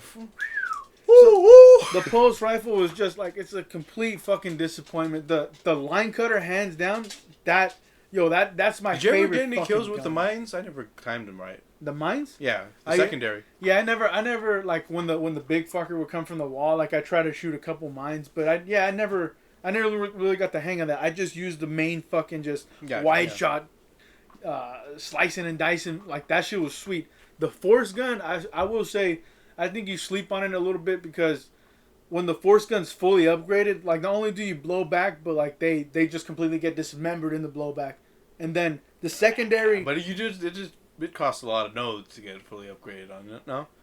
There's a lot of nodes to spare. But it's for like me, there's some of them that's like, all right, you get 3 nodes upgraded for damage, and then the next 2 are like all the way down the line, motherfucker. You know what I mean? Yeah. That was one of the things with Force Gun, where it's like, oh, sure. I got 3, and I'm like, it's not really doing what I thought it would do. Like I said, I fell in love with the shit because when people get close, because like that's the thing, when they get close, Just a bunch of engineer weapons, by the way. They're not actual like, except for the pulse rifle. Pulse rifle's a weapon, but like everything else is like wasn't designed to wreck people. that's a cool idea for weapons. It's just like you got to work with what you have. You know what I mean? And it's a beautiful. I'm a little engineer boy. I only know how to work with this equipment, man. Yeah. It's beautifully executed, dude. Like, but there are moments where like, damn, like why is this not a little bit better than what it could be? Like I did say the force gun like dismembers, and then with the bombs, dude, the bombs, I launch them at the fuckers at the wall. They die quick with them bombs, dude. And it's good crowd control. You know, like you blow them back, shoot a bomb, takes care of them motherfuckers real quick, dude. Like I instantly fell in love with those 4. The pulse rifle, I only kept it because it's super fucking effective when like the tentacle shit would come up and you had to hit that yellow shit. But that's like I can understand you on the first playthrough being like, well, I don't know when I'll get a tentacle thing coming at me. But it's like, you know, on the second playthrough, I'm like, it's not enough to make me carry that shit all through the game. I'll just hang with whatever I got. I did like the 175 capacity on it. You know, I think it's pretty useful, especially when you have multiple coming at you. You can slow down. The pulse rifle is pretty sweet with the little fuckers. You know, the little fuckers with the little babies, little baby shits. You know, little babies. So each gun has its fucking use, dude. But even then, I was like, But I just wanted to ask you about the guns because like I was like, well, which one should I upgrade? They fun with guns. They fun with all the guns. But the Church of Unitology is interesting as you start to unravel that whole mystery as you progress through the game. You know, obviously the doc goes fucking mad, you know, and you see, you know, you continue to see that Hammond and Daniel's fucking Yeah, they get a little more. I'm seeing my dead brother and shit. Yeah, and that's wild too because like it's not stated why they're seeing their dead relatives or anything like that. That fucking marker, man. That fucking marker, which I didn't want to mention it, you know, with the Shang-Chi, but Shang-Chi, like there's bits of those movies that reminded me of Dead Space, and I was like, what? That's kind of fucking dope. The timing that just occurred with this fucking thing, but that's all I'll say. You know, with the Dead Space right here, the marker obviously plays a role down the line, you know, but we find out that it's the marker, and initially it's pitched as an alien artifact. Skipping the chapters now? Well, I'm not even going chapter by chapter. You know, I know. How are we gonna skip the chapters though? How are we gonna find out which chapter is your favorite? Oh the thing that's interesting about the chapter is each thing spells a message, but we'll get to that. The Daniel chapter 2 is what Daniel fucking splits from the team. We're skipping over important detail. Chapter 1, you fight slashers and leapers on this one. Leapers are little scorpion-looking dudes with tail. Yeah. They're like, you fight them in the zero-gravity sequences. Anyways, but for Chapter 2, your objective is to acquire thermite to access the captain's rig in the morgue. Captain's body introduces the enhanced slasher enemy. The little black dudes with the orange eyes. Yeah, those... I'm a little necromorph boy. And I think we get introduced to the infectors there, the little moss butterflies. Yeah, dude. You got... I'm picturing gameplay you had, which is just you see one of those, like, no, you motherfucker, I know what you're doing. I was like, no, you're just huffing and puffing. Like, no, you're just like, no, infector, no, like a cat. Just smack his hand away from the body and shit. No, that thing, like I said, dude, the line gun, like that shit took care of it for me. You know what I mean? I love the way that thing just split them limbs. Do we just want to quickly run through the chapters and then we can talk about the game? Just off the cuff as what we do, you know what I mean? Because I got a quick run down and we can like stop and talk about what we liked. I mean, did you have anything you liked about Chapter 2? Well, the Chapter 2, I didn't, like I said, I didn't want to make note of every little fucking thing that went down. Is that the one you get the second quarantine thing where you're in like a 2-story area and like slashers are coming out of the vents? Did we mention that they put those vents everywhere to fuck with you too? Not all of them get wrecked at every point. Yeah. But, like, they put those express there because you know. And they let you know, like, hey, watch out for them vents because that's where they be coming from, you know what I mean? You can't board them shits up. You can't protect it. But, you know, I will say that the chapters, there's just specific things I wanted to highlight. Like, it's maybe, like, sometimes it's 1 or 2, you know, but... For Chapter 2? Yeah, just for specific beats or something that I found interesting. Like, for 2, like, yeah, it was like Daniel splitting from the fucking team. It's like, all right, dude, like, we're in this fucking mission and we already saw our crew members go down. You just want to go and fucking do your own thing, but there's a reason. To be fair, at this point in the story, it's understandable because it's like, what will it take to split her and Hammond up? How about one necromorph between the two of them? Oh shit, shit's popping off. We know Kendra's a little shady, given we finished the game, but at this point, it's like it's a little understandable to be separated because shit's popping off. That shit gotta pop off, and like we you know, for Chapter 2, that's basically the only thing that I noted that I was like, oh, okay, cool. Like, there's other things that I can talk about, but Chapter 3, what I found interesting is like that Mr. X tease, you know, where it's like... We got Isaac is tasked with restarting those ships. Ship engines, specifically.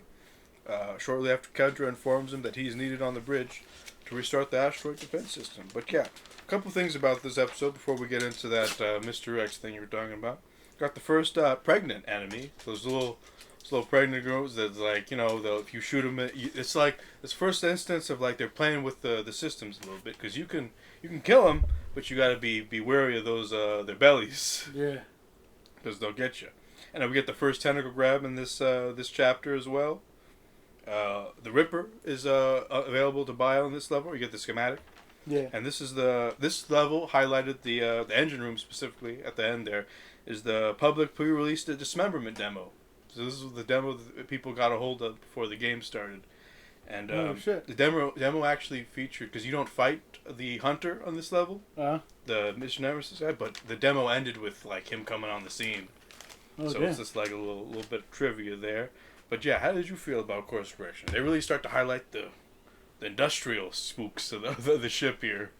I think it's a fun level, and I think that's when you start to lean into that Church of Unitology, like we was talking about. It's Mike Altman, anthropologist. I think 200 years ago, he found out that there's this marker. The government's covering it up. They found it on the Yucatan Peninsula, where the asteroid, the asteroid was supposed to hit. Right. And he's supposed to hit where it did hit. I mean, yeah, the dude, blows the whistle. He tries to let the people know, like, look, if this artifact is real, then that means aliens fucking exist. The government don't want to let you know, and then that motherfucker get killed, so people will go, yo, the marker. There's a whole book called Martyr. I own it. Yeah. Pretty decent. I want to get down to it, but like, shit. It's been busy days. But yeah, I don't know if we get our first instance of a 0G section, but how did you feel about the 0G section specifically? Would you feel like you wanted to move about freely, like Remake we'll get to eventually, or did you kind of like the Superman jump you kind of have to make from surface to surface? It took some bit of getting used to, because it was just like, what the fuck? I'm like, I can't just, all right, like it's another interesting thing that makes it stand out from those other things, because you want to you still want to do your own thing. You don't want to stand on the shoulders of giants. You want to make a name for yourself on your own fucking, on your own kind of ideas, but you can still be inspired by these things. The jumps were fun, and over the course of time you can get used to, all right, I gotta jump here, and then I gotta jump here, then I gotta go over here, and then run around, and you have to combine everything that you fucking learned, and it's interesting, because I think it makes your brain work a different fucking way. You know what I mean? Because you gotta orient yourself first off. Yeah. And then you're hearing man. Shit. You're hearing the sound cues of enemies, and you're like, oh fuck, where are they? You know how they go. You gotta go, fucking make use of all your senses and shit in the game. I mean. Yeah. But yeah, it's fucking fascinating, that chapter. You want to move on to 4? Well, I will say about the Mr. XT's character of, let me pull up his name here. We got Chalice Mercer is Dr. Chalice Mercer is this gentleman who's a hardcore member of the Church of Unitology. He buys into this shit a lot, and what accent is that, dude? I don't know, pish posh accent.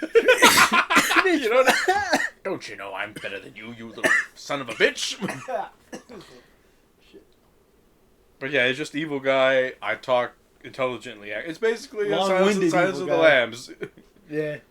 It's kind of like the BioShock holdover. Oh, I'm the crazy doctor. Yeah. I'm testing on shit. But yeah, he's do we? So we see. Thanks. Do we fight the hunter in this level?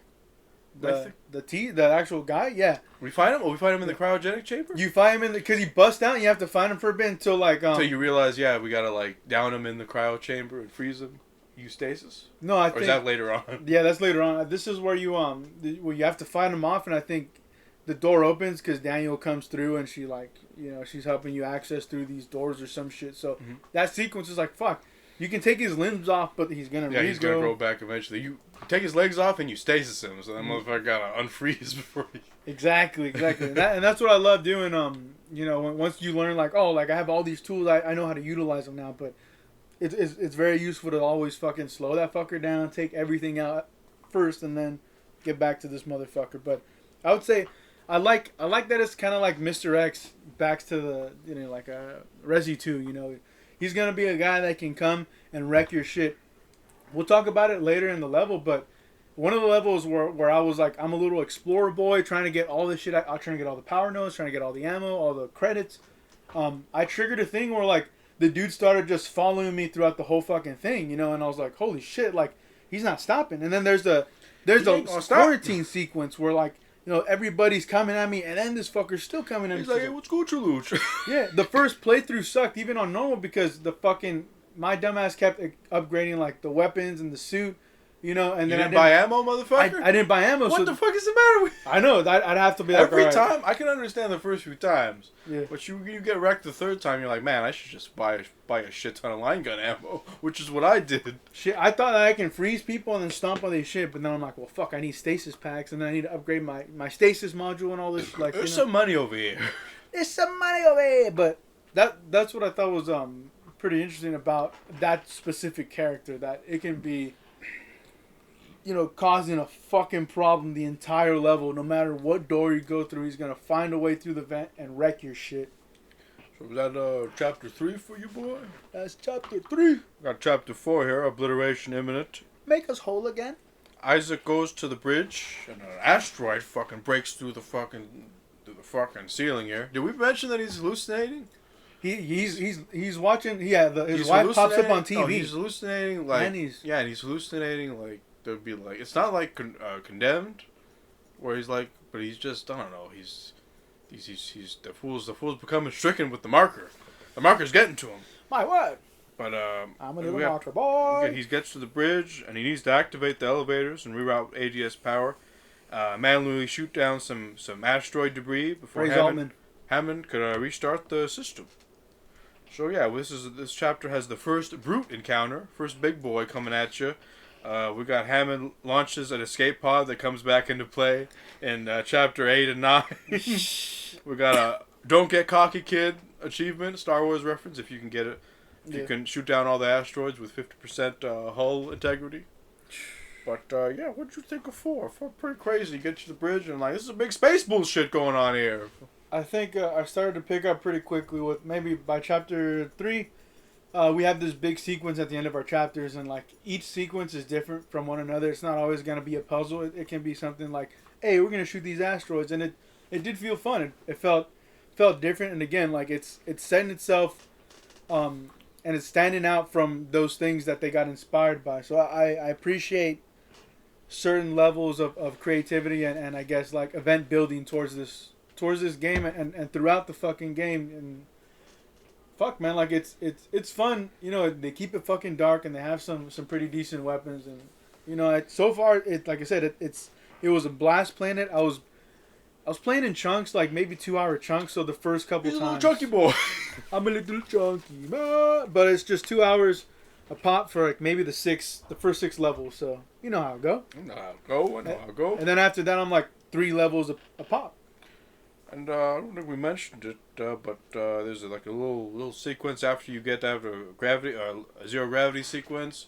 You go into a room, and the room is just has the fucking most horrible sound you've ever heard in it, as shadows just jitter and sputter. There's no enemies in the room, but it's just you step out of there and there's just like fucking just horrible noise, and that is actually the San Francisco BART train. San Francisco BART train system. One of the Foley artists on here heard that sound and was like, man, that sounds fucking horrible. Let's put it in the game. And so yeah, that's you can look up the BART train sound effect. There's pretty hype ass sound effect there. That should be hype. How'd you feel about the asteroid sequence? A lot of people hate the ADS gun cannon sequences in the game. There's only 2. And I'm just talking about the asteroid sequence. Did you think it was like, this is scary? It's taking away the spooky times. Asteroid sequence when like you're running in the. No, the asteroid where you're shooting the cannon. The cannon. I said that shit was dope. You like that shit? Also, I'm telling you, like it's doing something different from the games that it got inspired by. So I appreciate. But it's not scary. Are asteroids coming at you scary? fucking, it's still a threat. Like, I don't give a fuck about scary. You can still take a pot. You can still pivot from the scary for a cool minute, then come back and be like, hey, remember when we were scary? We back. You know? All right, you Yerba. All right, then. That's you how- don't need to yell at me. Yeah, good. And then we'll book you on down to Chapter 5, Lethal Devotion.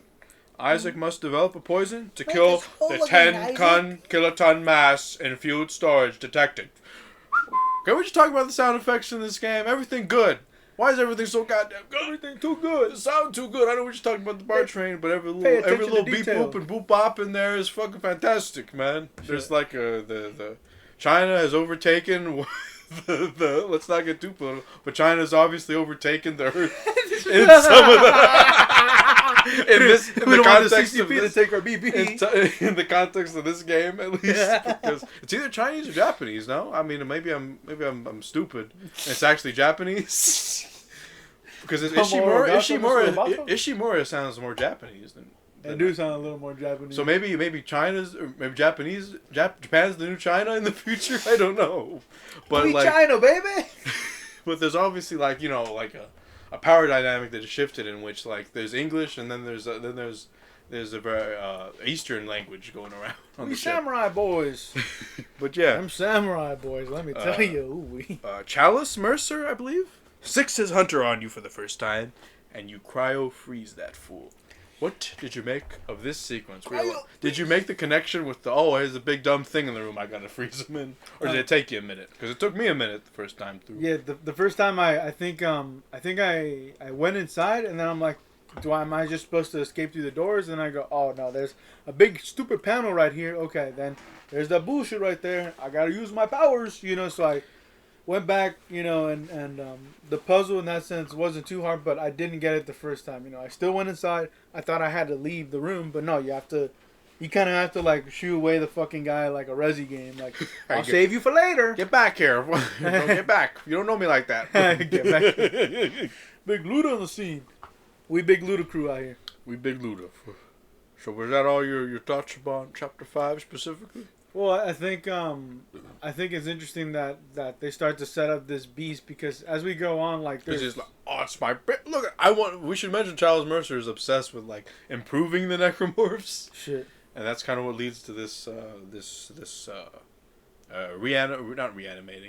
reassembling enemy, or I don't know what the term is. You mentioned he grows his parts back. Regenerating, yeah. He's a little woolly boy, kind of. Yeah, it's spooky times. Okay. No, it's a spooky as shit. I think it's interesting how they're building up like, human villains. They're building up like these kind of like necromancer alien threat kind of villains. As they come in different shapes and sizes, but like each one becomes a different kind of threat. Everybody plays their role, and yeah, we'll talk about the enemies after. Yeah, for sure. The next chapter for sure. Because fuck it. Buggy, make us whole again. This chapter 6. Hey, shut up! I'm talking here. Chapter 6, environmental hazard. Praise Altman. This fool love Altman. Full of Odin and Altman. He my boy. He my anthro boy.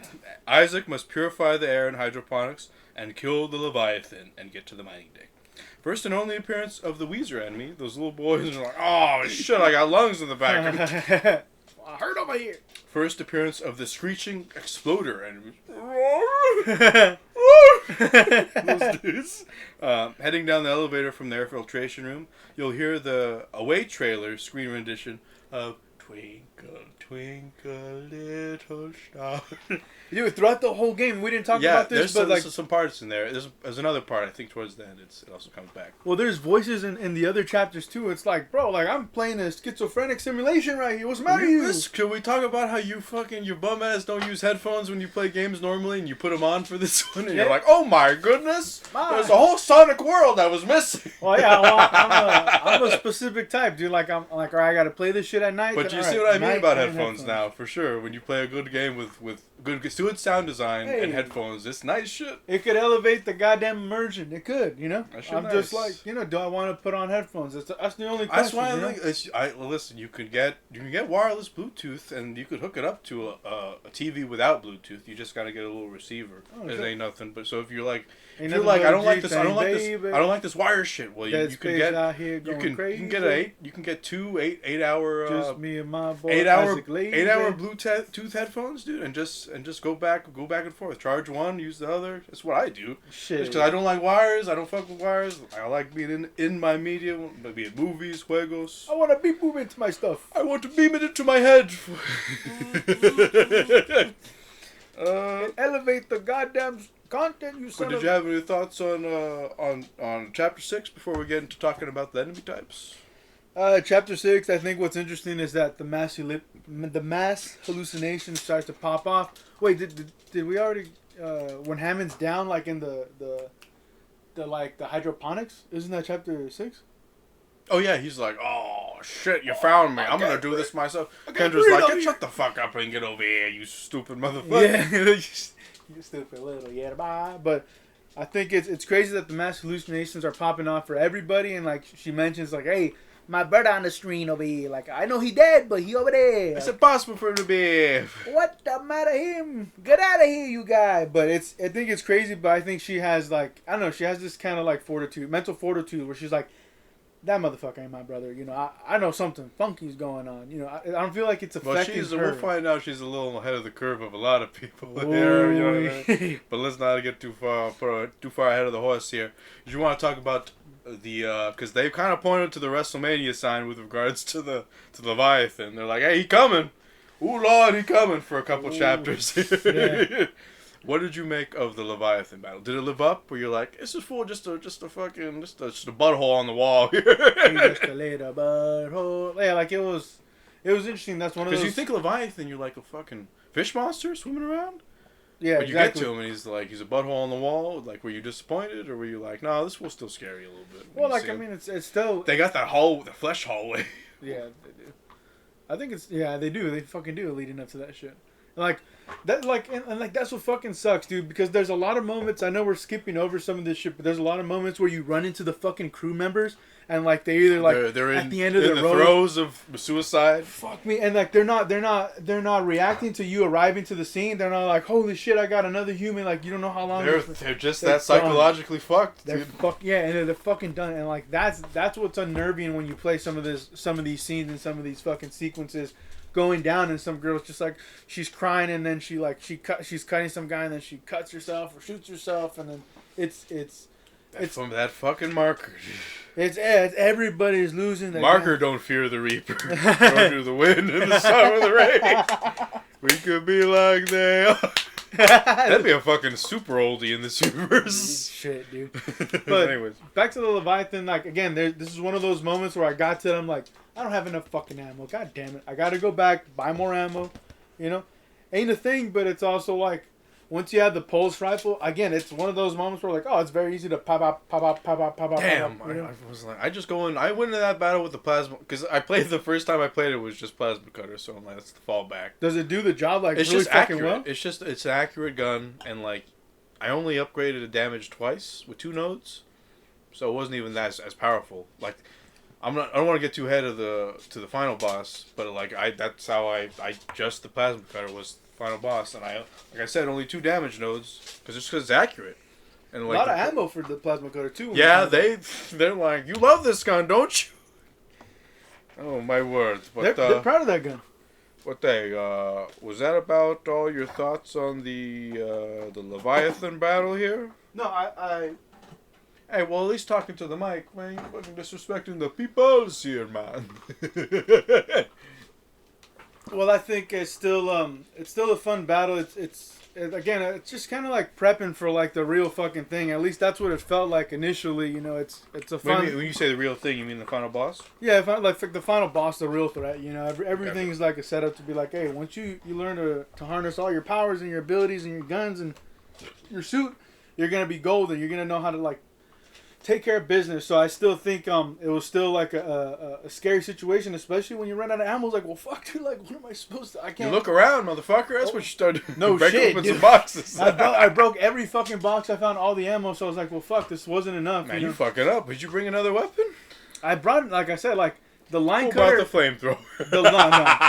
I put away the flamethrower quick, and I put the what's it called, like the energy beam. I put that one quick. Like Yeah, contact beam. It's a good gun. Context for it's a little dicey. Then enemies get faster.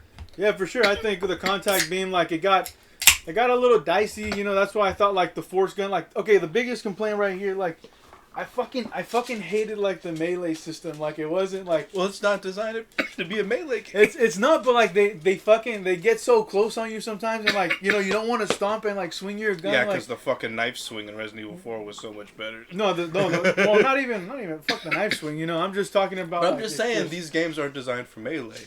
So like complaining about the melee system, it's like okay, but it's not. I don't think I the only thing the melee system served as is maybe like a get back to like one of the necromorphs, but like two at a time you're fucked for sure. And more. like sometimes like my first playthrough, you get cornered, you like they drop literally right in front of you, and it's like, well, fuck, dude, like I can't swing, so that's why I would lean towards the force gun. Like the melee was just like fuck, like I'm just asking for let me bop them real quick, but like I feel like the animation's so fucking long, you know, like. Oh, hey, he's a fucking engineer. This is heavy fucking equipment he's swinging around. For sure, but I'm just telling you, bro. Like you can defend it, but I'm just telling you, like, look, it's a good game, but I just see like, no, you must love all aspects. Bullshit, you know. I'm saying like it was frustrating throughout the whole third-person game. shooters You know, so when they got the good shoot bangs. I got my They don't. bangs.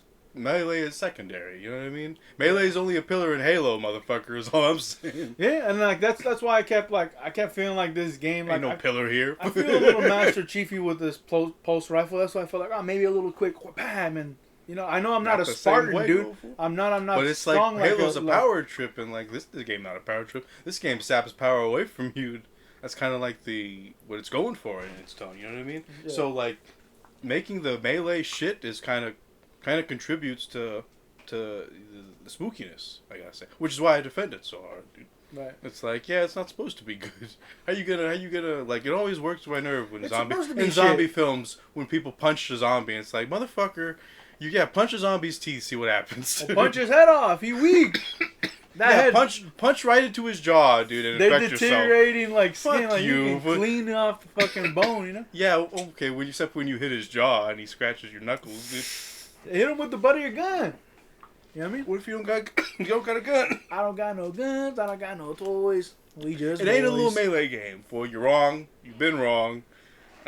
Just rescind your Juego license on the way. I don't know, man. Like it's like playing Condemned and then playing this. I can understand that it's not a the melee game. system was broken in Condemned. Yes, I understand. Like I said, but it's just there's still, you know, every game should consider melee, especially if you're gonna be a shooter or you're gonna be a survival. Like, you know, I don't really necessarily like the Resident Evil shit, but like, hey, it opens boxes. That's the only use I feel like it has. Fuck the other bullshit. You know what I mean? Yeah, but how come when I slash the enemy, he doesn't die? That's what I'm saying. That game, that game's bullshit. Like in the melee system, like there's some game that's some Okay, shit on as long that, as man. you're equating the game, the lovely game that you pitch as the best Juego of all time. As long as you can tell me, hey, that game has crappy melee too. Yeah, for sure, dude. Okay, Like I sure. don't. I just don't want to. Hey, we're putting all this undue pressure on the Deady space. Oh no. Because this fool, like, I don't know. I feel like developers gotta put those systems in, but it's like, I don't know. If your melee system was too good in this game, it'd make it less scary. That's all I'm saying. Mm-hmm. It's a balanced decision. It's very delicate. This game was planned out very delicately, and like, I don't know if it's the last good EA game. Mirror's Edge maybe. When did that come out? That's a pretty good game. Sure. But it's just a very good. It's very, very tightly wound game. You can see like the logic and like, hey, why the melee system sucks so bad. Anyways, I wanna sandbag your opinion. The melee does suck. Hey, But it's like, hey, you use your douchebag. I want to hear your opinion, dude. That's not what it's about. It ain't about stepping over opinions. We want to talk about it. I'm dying over here. I got Delta. I got them. Okay, so I think we can move into a discussion Yeah. about the enemies. We talked a little bit about the slasher already. Yeah. Slasher's good guy. You want to talk about the black slashers a little bit? The ones with they're kind of leathery necrotic. They got the orange eyes. They're really creepy because like you'll just see the eyes if you're playing right. Fantastic enemy. Talked a little bit about the lurkers. How do you feel about the introduction to the lurkers? Where the guy's like, hey, they fucking help me. Oh, my fucking eye. Shit. What are the lurkers? Were they the ones that had like just the blades? They have the three. No, they're the little babies with the three. Oh, tentacles. the little baby shits. Yeah, them boys. Goddamn, they're so annoying. Like in like not that it's a nuisance in the game, but just they're little fuckers. They shoot like little missiles. There was a sequence at the end when you're loading the marker. There's like 6 of them. Yeah, dude. That's what I'm saying. Like the pulse rifle kind of worked nice on them boys. You know Yeah, what I mean? listen. Too much to my surprise, I looked it up, and the pulse rifle is a lot more beloved than I give it credit for. Oh, sure. Fully upgraded. I mean. Yeah, no, for sure. And like hands down, when I mentioned those 4 guns, the cutter, the rifle, the pulse rifle, the line gun, and the force gun, all fully upgraded. Like, hey, we going full. Hey, the Ripper's good crowd control. See, I don't know if you ever I slept on you that got shit. murked on like a, I don't want to say like a, 80-degree angle, and you're like, oh shit, Ripper could like. Shit. It gets a little difficult managing like the dimension because your saw can extend a bit because it's like a floating saw that's spinning. Right. So you can like extend it about like 10 feet in front of you depending on where you angle the camera. Yeah. It's a little hard to control in that regard, but it's a good weapon. If you slept on it, it's definitely worth a revisit. We talked about the Infector, creepy little fuckers. Creepy little fucker. Little Swarmers, little slinky boys, little slinky things. Yeah, you shake off yourself. Hey, some of the villains kind of felt like the Halo floody popcorn kind of shit, you know, or like the mutated like fucking soldier that had guns. Did you get rocked by the ones hiding in the crates? No, I always shot them shits or I squished them shits. You know what I mean? Sometimes I stopped them and I got. Oh damn. Hey, sometimes your boy got fucked up by them things and it was game over. Like, oh, what the fuck? Because I didn't know, like, hey, smash the A. I'm like, what's happening? Oh, what the fuck? You know. You got the brute enemy, big boy with big toys. Dude. I just kind of hit him with stasis and then murked him with my upgraded line gun. Yeah, he went down pretty easily. I love that line gun. It sucks that the ammo's so expensive, but it kind of makes sense though if it's OP. Yeah, gotta balance it out in some way. You know how it goes. I felt like the pulse rifle and the force gun had the cheapest ammo throughout the whole game. That's why I was like, buy that shit, load it up. Ain't no one gonna fuck with your boy. We got the pregnant. They throw like 4 of them at you at one time, I think. Yeah, dude. In one tight room. Oh man. Jesus Christ, that was great. Yeah, that shit. How come there's no grenades in this shit? Just like. Well, he's an engineer. That's right. He wouldn't have no shit. We got the Leaper. And of course, we're talking about the little scorpion boy. He's got like, I think his legs are merged into one. It's like the design of him is really like fucked up, dude. If you look at him, you got enough time to look at him. Their like leg is fused into one, and they fucking like. My favorite enemy. Wait, not my favorite enemy. Exploder enemy. They change shit up because it's like. Oh yeah. Don't be under the vent when they come around. Little snumpy boys screaming. Here's my favorite enemy because he's got the most metal death. The Divider. Little slender man. And he comes at you. Have you seen this metal death I'm talking about? What do you look like? It's a death where when you separate him and like the one with the skull, the sneaky snake with the skull attached. Yeah. If you don't tap A all enough, it cuts your head off and then it replaces it. And then the camera pulls in on Isaac, and he turns around and he's got the skull face, and he's like walking around with the skull on his head now. Oh shit! Yeah, I'll put it on the description for a little taste of that, the most metal death in that series. Second favorite enemy, they appear in Chapter 9, the Twitcher. Shit! Yeah. The guys, the Space Marines equipped with stasis, who will only slow down when you use that stasis. Yeah, man. Those motherfuckers, fuck them. Hey, but again, the line gun and the force gun took care of them boys just They right. did, but they come at you and like, you know how like shock and awe was designed, like that military tactic was designed to fuck with people psychologically. Yeah. It's like when you see that full pacing at you, it's like you got shit going through your body. You know what I mean? Yeah, for sure. And it's like you better hope you got the line gun equipped. That motherfucker coming. Next we got the Weezer. They're not really. You just you don't fight them. You just kind of wreck their shit. Oh, this shit. That's right. Clear light tentacles. Little teddy boy. What are they connected to? Because I thought they were connected to the Leviathan, but you see more of them throughout the game. Yeah, I don't know. Like, that's what I thought, too. I thought it was the fucking big fucker at the end that's just poking through the But shit. it doesn't make sense. Because it's like they're in orbit.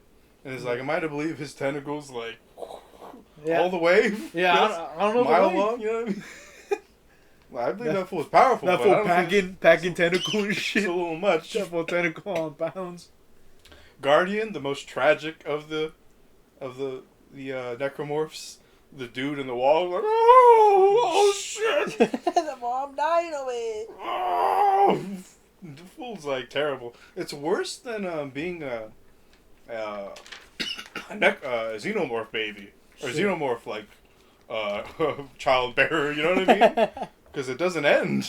Yeah. At least when it exits your body in the xenomorph, you're fucking dead. And you're just like, oh, thank God. Where it's like ah! Fucking whole game. Hunter, of course. Little Hunter boy. Little hunty boy. Getting to the end of it here. Leviathan we talked about. The little slug. The little slug. You open up the thing, it's like, there's some shit on the blast doors. It's like, hey, what the fuck? I'm the slug over here. Oh, shit. You're firing at me. And then the hive mind final was. Let's continue with the chapter 7 with the story here. We got Isaac Into the Void, chapter 7. Isaac must relaunch an SOS beacon by a debris asteroid that was to be smelted. So that's where they got the big event horizon orb that you gotta put the fucking thing on. You gotta time it right, or lest you be wrecked. I was stuck on this puzzle a long fucking time, let me tell you. Trying to, because it's like they want you to put the beacon on the big orb, but it's got those shifting pieces of metal on it. I see what you're saying. Yeah, to shoot Like, it what the there. fuck am I doing? And of course you got to deal with four black leapers Yeah. that come at you, and it's like the biggest fucking room imaginable. The Superman thing took like 5 Mississippi seconds to get to the roof. That should be funny as hell when they be coming at you like, I can show you the copyright strike, you know what I mean? Yeah, we got. I like that sequence though when you shoot in the moon, then you have to shoot outside, and, like it's adding. You gotta like, go outside. That's another part where it took me Yeah. forever. I'm like, what the fuck am I doing wrong here? I gotta go outside? I gotta go outside and do things, and then he plants the bomb shit. in the fucking thing. Oh, but I do want to say that chapter 7 we spelled Nicole, and then we see Nicole in the flesh, dude. Were you counting that? Did you do the detective thing where it's like, oh, I gotta. It's spelling something to me. It's spelling something over here. Huh? Did you figure it out that way? No, it's something that was brought up, you know. When I This fool looked got at- spoiled on it. Yeah. Ah, my word. It says like Dead Space has a secret message. What's up? But I'm like, oh, we already spelled Nicole by chapter 7, and what happens? You know, she in the flesh. There's an old spooky dark lift. You go down that mining lift where it's Oh, hell yeah. shit. And it's like, what's gonna happen to me? Oy vey. I'm gonna run into something that's gonna wreck me. Nicole helps Isaac by unlocking the door as Yeah. he shoots You gotta protect attacking him. necros. Isaac must I think it's about the mining deck on the Ishimura is the biggest deck on the whole ship for obvious reasons. It is a planet cracking vessel, and yeah, it's a fucking fantastic little chapter. Did you have anything to add about Into the Void? Other than like I said, at the end of each one, there's a big event to do at the fucking chapters, and it's interesting how each one isn't repetitive. There's something different to bring, with each fucking problem even as an engineer, which is like it's creative to fucking, you know, have this guy come in there with those fucking tools and be doing shit that's relevant to his job. He's not doing anything more. He's not action hero coming through. Shit's nice. Ooh wee. Oh, Kinesis gun. We got the Kinesis gun in this one. Kinesis gun. Right? I'm talking about. Isn't this the one where you can actually fucking what's it called? Like move shit? Don't you get greeted by this girl in the beginning like, here, take this, and it's an attachment? It's like, what the fuck? You know, and then now you can finally like move objects and shit. I thought you could always do that. Move objects? Yeah. Oh, what there's a character that gives you some bullshit. Maybe I'm tripping out, but hey, you know how it goes. Let's the chapter 8. Gun. Yeah, it's chapter 8 up here. We got search and rescue. Isaac must make contact with the USM Valor by fixing the comm array and clearing the worm mass on the blaster doors with the ADS cannon. The escape pod from earlier causes the USM Valor to crash into the Shimura. Fully formed dividers are fought for the first time on this level. Their appendages are fought in early levels. It's the first fully formed one you fight. Shit. Because you fight the little snaky boys. Them snaky boys again. Them snaky boys. What do you have to say about Search and Rescue? Search and Rescue it's just funny because it gets to that 50s B movie thing at the end. Oh, it's attack of the worm creature. Oh, good God, man! He's taking apart my ship.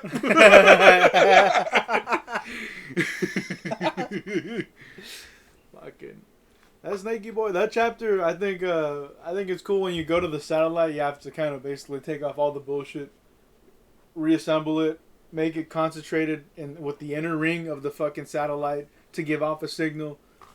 The snaky boys like. Hey, snaky boy is gonna do what they snaky do. You know what I mean? Little worm snaky boy. Them snaky boys. I think it's cool when you have those vents and they just shoot up into the air. I mean, they just dismember the fucking. Oh, the little gravity things. Yeah, there's a little achievement for it. If you push enough of them into it. Oh shit! Yeah, it's called Ragdoll Check. Is the achievement? It's a little. You push like 5 enemies total into them. You gotta stasis them and just like nudge them. Like, basically how I did it. There you go. Send you on your way. That was fun, dude. That was fun, like triggering the enemies to run into that those vents to shoot up and explode into the fucking air. But sick stuff. Up next we got Chapter 9, Dead on Arrival. Which is a pretty sick chapter because you go into a fucking USM Valor, basically. Board the crashed USM Valor and retrieve the ship's singularity cord. Hammond is killed by an enhanced brute, a black brute, basically. You start out, and I think you make a discovery that the USM Valor was actually there just to collect the marker and execute everybody else. My word. As exemplified by the radioactive marbles they had aboard the fucking ship. Jesus. You gotta jettison the radioactive marbles. I want to know, like, I don't know. It's probably not how you're supposed to do things. I want to know if the real thing in space is like, you got some shit that you want to just jettison into space, dude. Like, what's the fucking like? The trash policy in space, dude. Just jettison the shit. Doesn't matter. Like it's just gonna land. Fucking radioactive orbs floating. What if a fucking radioactive goes into a wormhole or black hole? Does the black hole become radioactive on top of the other shit? Fucking hell. It's too much, man. The radioactive close down the fucking put some tape around the fucking the black hole. Fucking hell. Caution tape. We don't want to cross paths with this motherfucker.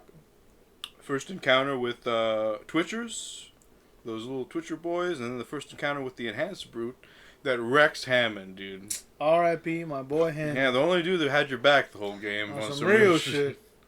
Yeah, dude. On God, too. On God. Do you have any thoughts for Chapter 8? Or not Chapter 8, Chapter 9.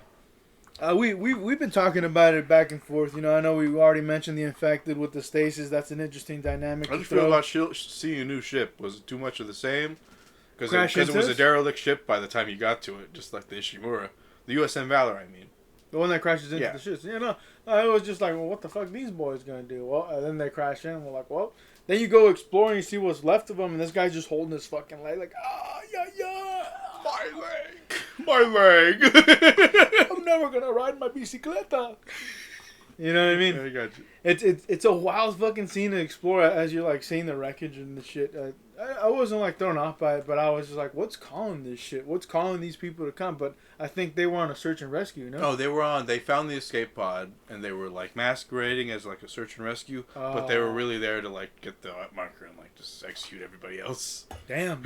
Damn, dude. Yeah. Ooh, wee. You find that out later, though. At first, you're like, oh, no, soldiers, and you're like, fucking soldiers. I spit on your grave. All right.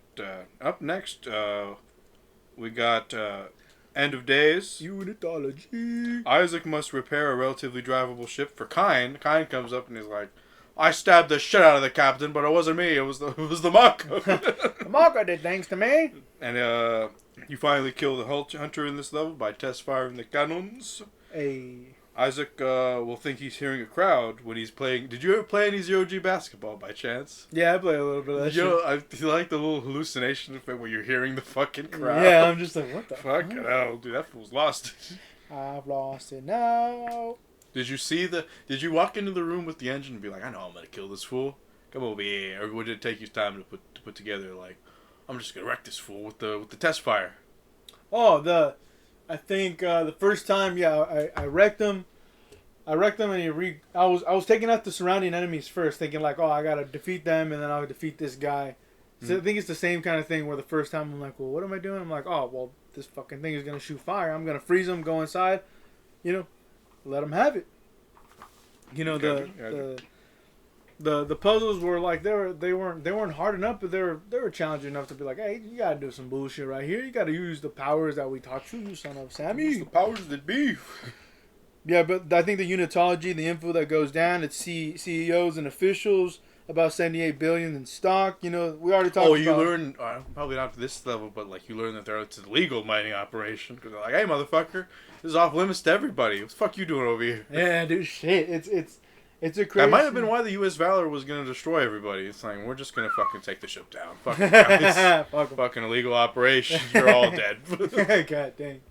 But it's nuke them with the marbles.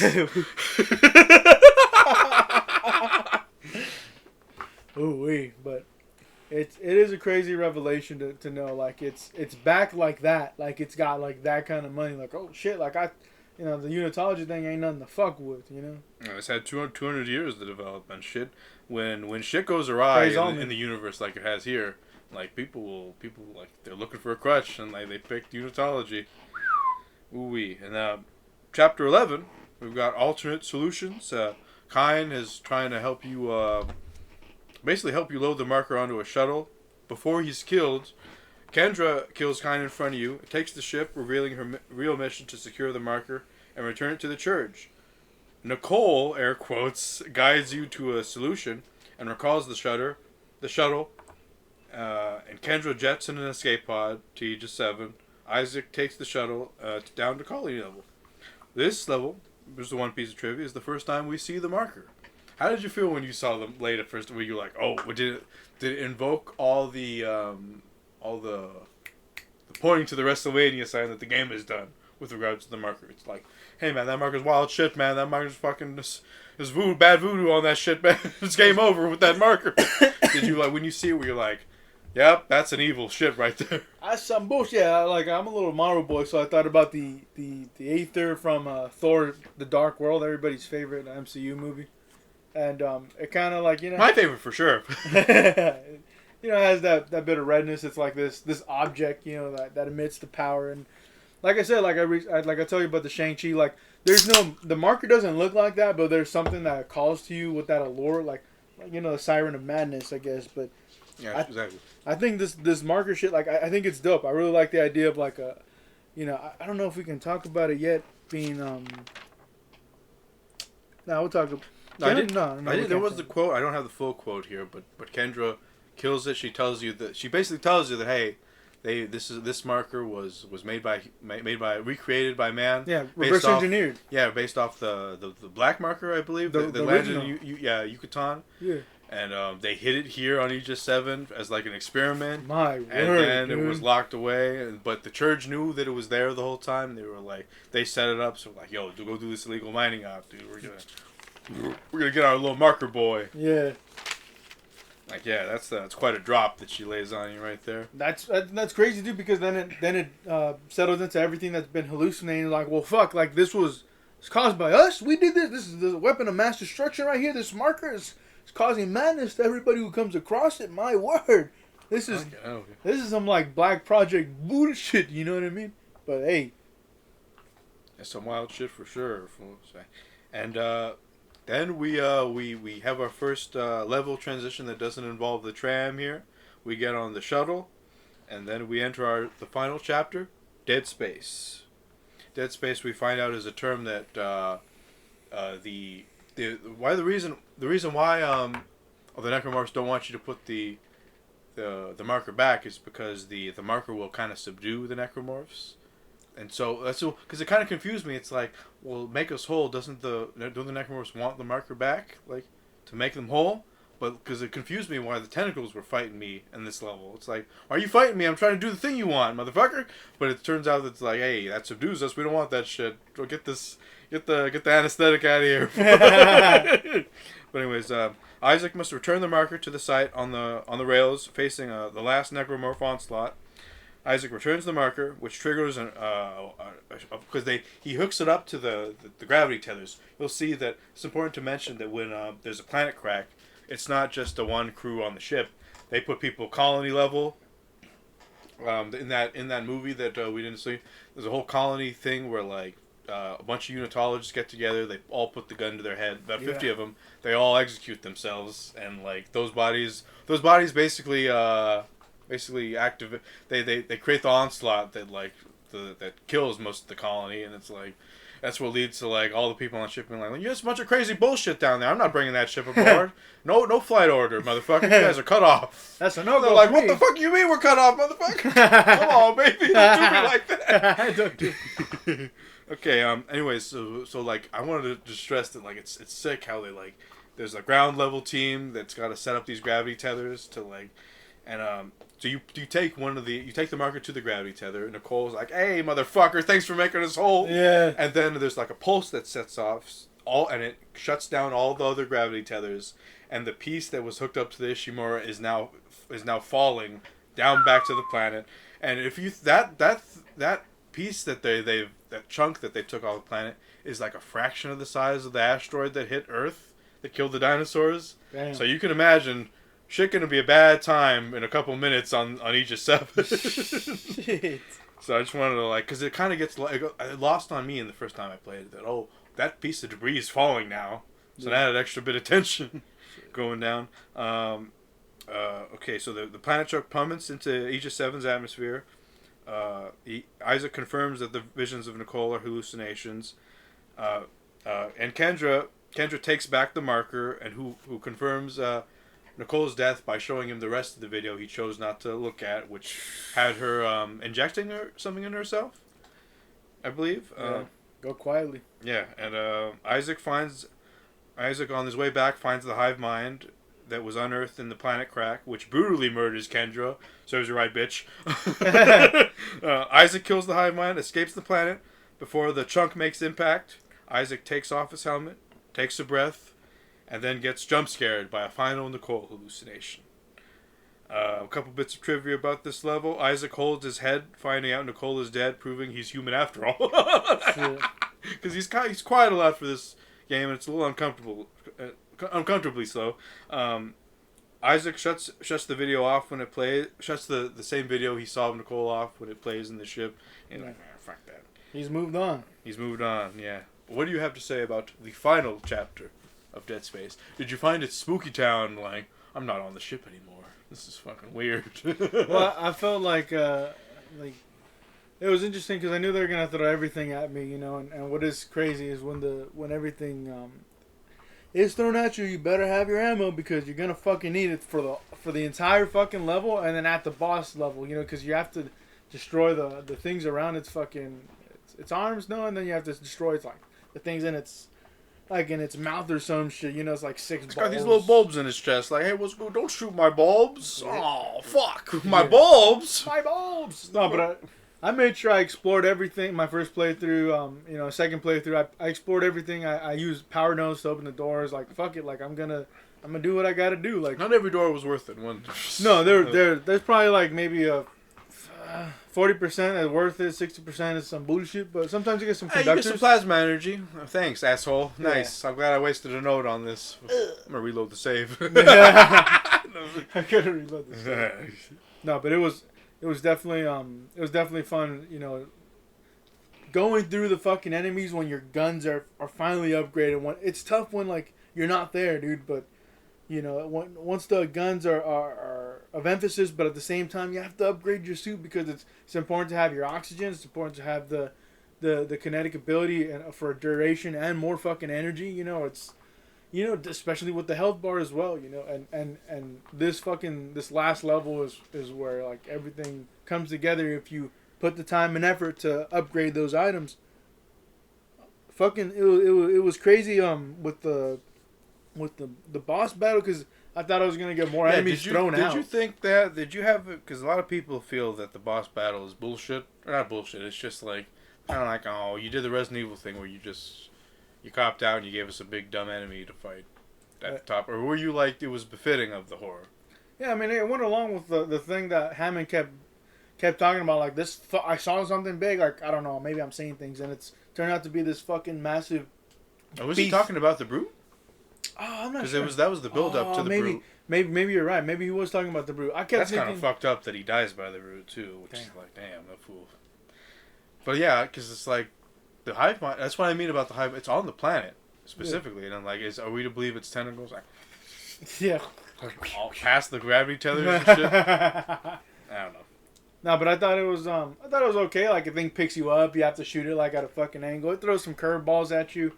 It's an interesting boss battle. Playing it again, like it's obviously a lot more smoother to just like blow past the fucking level, you know. But like everything was interesting. Everything was kind of in the same tone and the same idea in terms of like the enemies and what the medium tier, the larger tier, and like the giant sized ones, you know, come at you.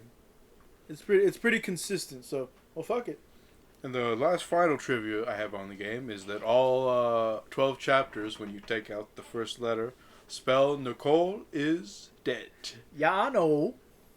Did you catch that the first time, or did it escape? Because this gave No, me two, and it's like there's never... I don't think there's a chapter select, unless you save every chapter, and you have the save thing, but it's like there's never a chapter select where you can like spell it out yourself. Yeah, I know. Just fascinating, dude. Dead Space. I gotta ask, forthwith, did it live up to the hype?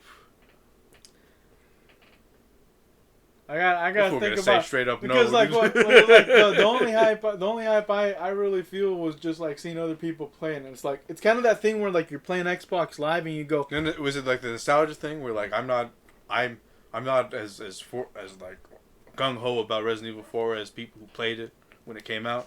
Because I didn't play Dead Space when it came out, but I played it like a couple years after the fact.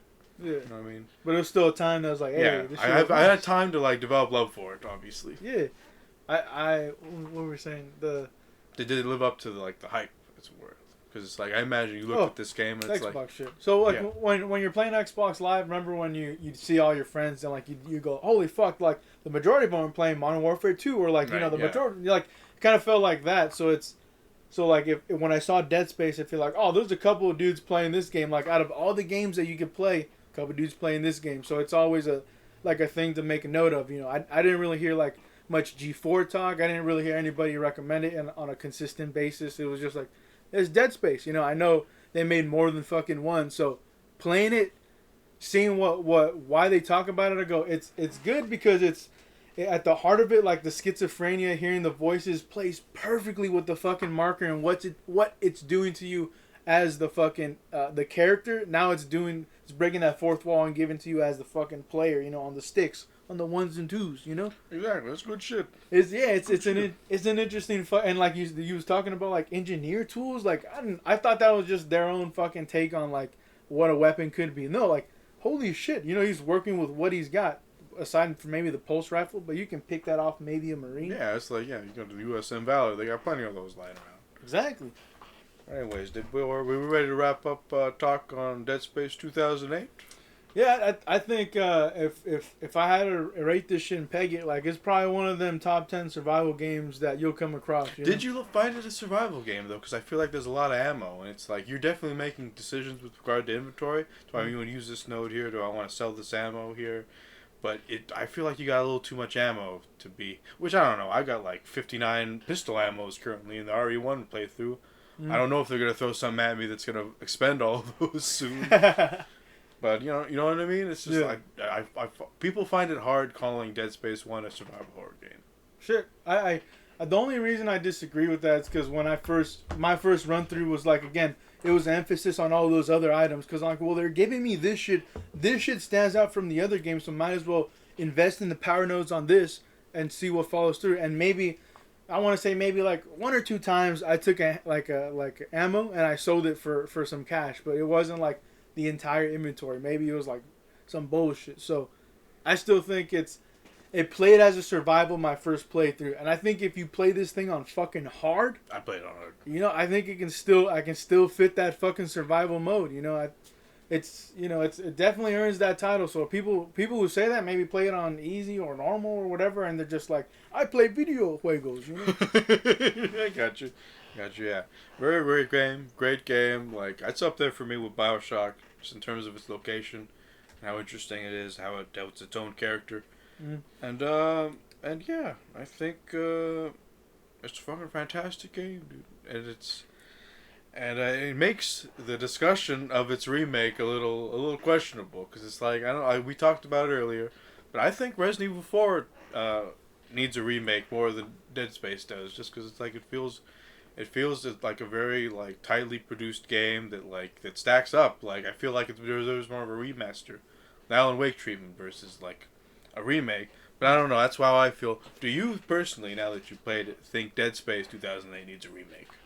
The only thing I'll say is like I hooked it up to the Xbox One S, put a decent quality HDMI cable to it, and I still like the lines weren't like crisp and clear. There's like a little bit of that. It's a 720p game. Yeah, so like I think it could probably. Was there any juddering on your system, or was it all smooth 30? It was pretty smooth. Like maybe one time, but it was smooth. It was smooth as fuck. I feel Condemned was more janky than this.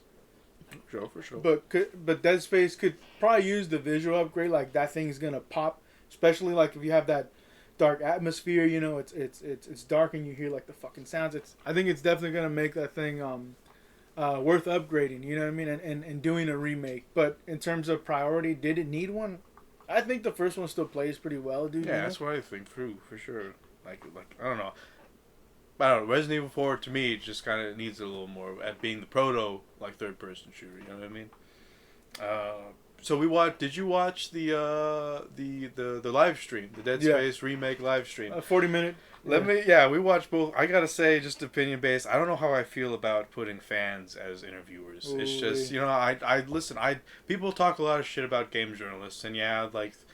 They suck at games, which if I can just peer off a little bit, I don't think they suck at games as much as they have to play a lot of them in such a short time span. Some of them got like 2 hours to play a 15-hour game. I think it's fair to say their footage is going to look a little choppy. Man, when you're running on that kind of sleep and that kind of time. Just to be a little devil's advocate, because everybody likes to shit on game journalists, you know. Some of them operate on a tight schedule. Not all of them are shitty, you know, plagiarizing assholes, right? As is the perception about them, but the little Dead Space showcase they had for the remake, I think I feel like they were kind of fed questions. Yeah, you know what I mean? They were like, ask this, segue into this, and it's like, you know, they're obviously fans, but I just feel like I feel like it was a developer conference. Directed into the more than it was like fans asking questions about a game they like, which is how it was presented. So it's a little deceptive there, but other than that, I thought it was a good presentation. It was a good peeling back of the whole process. I think people really need to developers put pre-release alpha footage in big bold fucking letters for a reason, and people forget that they make calls on remakes before it's even done yet. You know, while it's like saying, hey, it's specifically not done yet, homie. Like it's still in the oven. And it's like it kind of sucks that the devs have to do that and people can't go with like, no, like this game is years away. Yeah. And they're just giving us a nice little peek. Did you think there was too much volumetric fog in this shit? Because I don't know, I feel like it was accurate to the area they were using. You know what I mean? Yeah, I like that shit. It makes it atmospheric in a way where the environment is. Some like, people are like, you know, too much fog. I love the feel of that whole room if it's like that. You know, I have no problem with that. I love how they kind of break it down. I don't know if they're talking about Dead Space 1 remake. Isaac's actually going to talk a little more. They're kind of shitting on Dead Space 1 a little bit, and I'm like, man, that game still plays good. I just played it. Why are we all shitting on it like it's super dated? You know what I mean? Shit. You know how they go. Do they need to go all in on the gore like they are?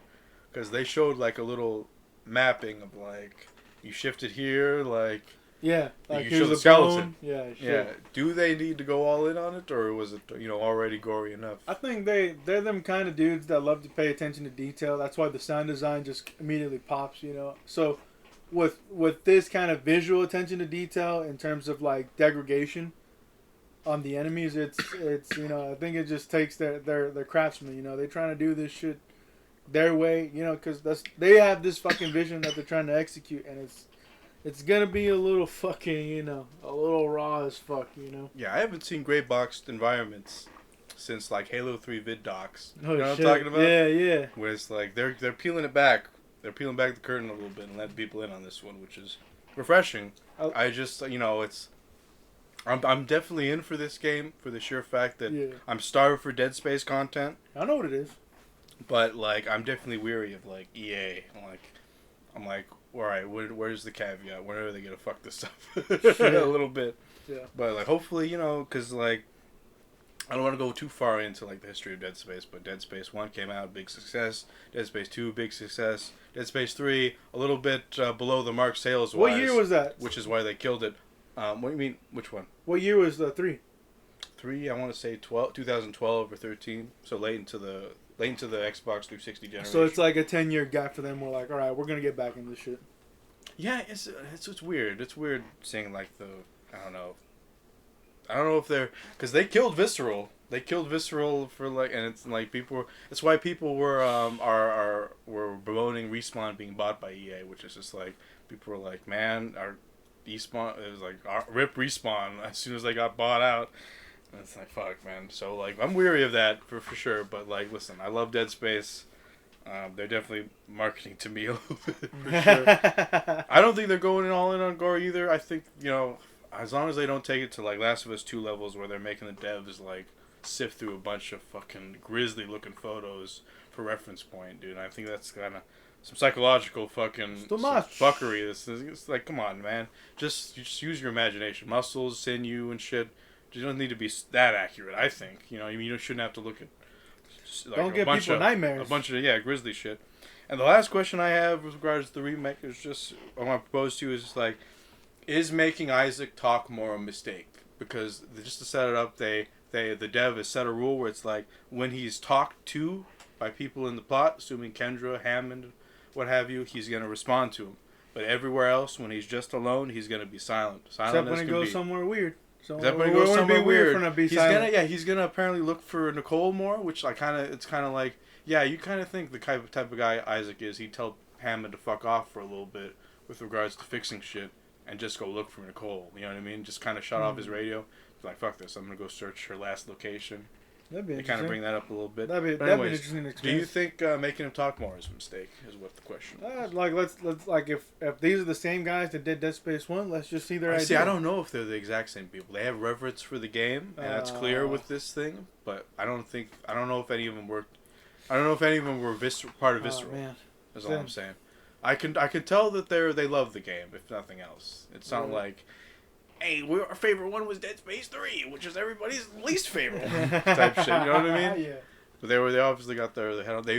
They not to spoil anything about Dead Space 2, but you do have freedom of movement in the zero gravity sections. Huh. And they talked about that in the thing because they show a shot of you in zero gravity, and that's basically Dead Space, how you are in Dead Space 2. You can move about the Y and Z axis and what have you. You can move about anywhere in the space, and like they were talking about how do we make that scary still? How do we like change it up so that like we we gave you like freedom of movement. How do we make it scary from that perspective? It's interesting shit here. So making guys talk isn't a mistake.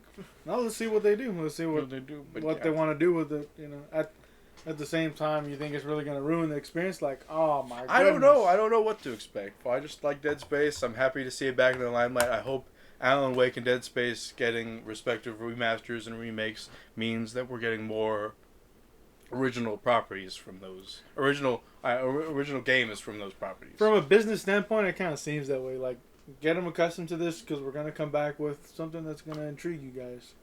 You know. Good shit. I hope so. You know how it goes. But unless you have anything to add about the Dead Space remake, I think we could wrap it up there. What do you think? Oh yeah, I think that's a good space to leave Dead Space.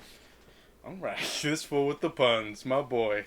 All right, so with that, we're gonna move into picks. I believe you have a Juego pick, but I have a retort for the Juego pick. As I slyly,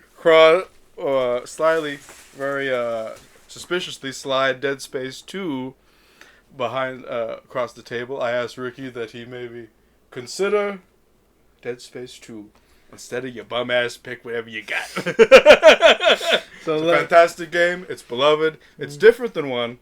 Yeah. But it is fantastic in its own way. There are 2 discs on that shit. You're gonna need both discs. Metal Gear Metal Gear 1 style. Metal Gear Solid story's 1. long, huh?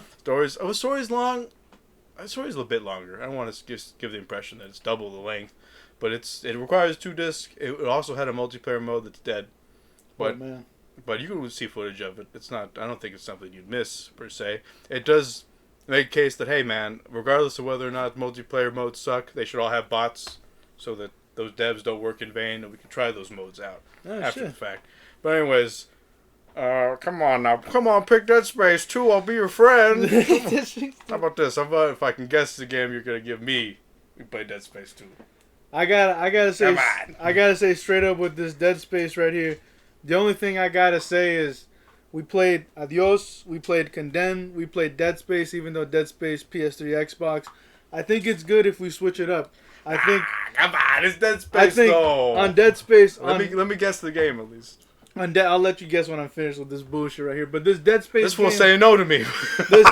This Dead Space game on God, like, you know, like it's a fun game, but I feel like it doesn't nestle into my heart like some of those games that I really come to love and enjoy. Like, this is fucking blasphemy here. Yeah, it's a good game, but I feel like, well, shit, like, you know, even Condemned doesn't have a place in my heart, but Condemned has like, hey, like this game was kind of trippy, man. Like, you know, I think you enjoy it from photographer perspective, from a Juego perspective, from a cinema movie perspective, like, you know, on some shit. So I think we have to switch it up, going away from So what he's Xbox. saying, folks, is that he refuses to play Dead Space 2. He's a yerba. You know? I'll honor the decision, begrudgingly. I want to hear yerba. You better give me my copy of the game back. I'm snatching that shit up. What's the guess, dude? Let me hear the guess. What's the guess? What do you think okay, so take the swing. Let me paint everybody a picture, you, the audience included.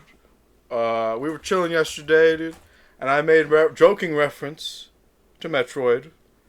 And you gave me a look that gave away your poker face a little bit. And just going by like the games you've been playing lately, we've been hanging out, I've been seeing the games you played. You're playing some GameCube games. So I'm thinking, putting the 2 together, I'm like, what's a beloved Metroid game on the GameCube? Are you about to recommend to me Metroid Fusion? Y'all know what it is. Fucking knew it! We're playing Dead Space 2 now, because I guess...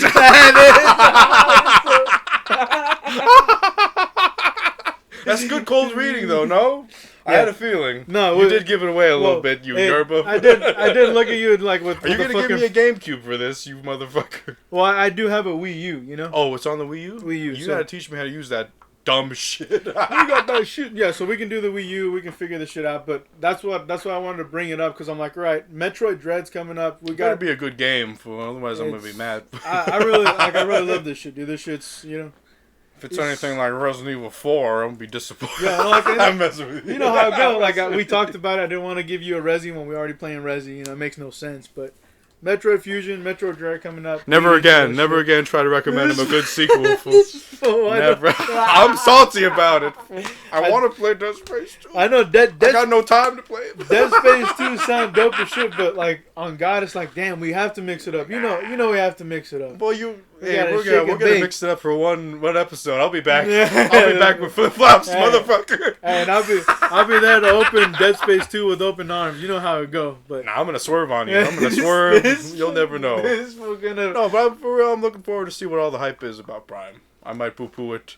I thank you for giving me a system that's got HDMI input. I was afraid, like, making this guest, so he's gonna give me a fucking bum-ass purple lunchbox. I gotta find my AV receiver and shit. I have an extra GameCube just in case too, This dude. fool. You know what I mean? Like just in case you want to try This the fool Prime. got multiple but GameCubes. I'm not recommending Prime. I'm doing Metroid Fusion, Game Boy Advance game.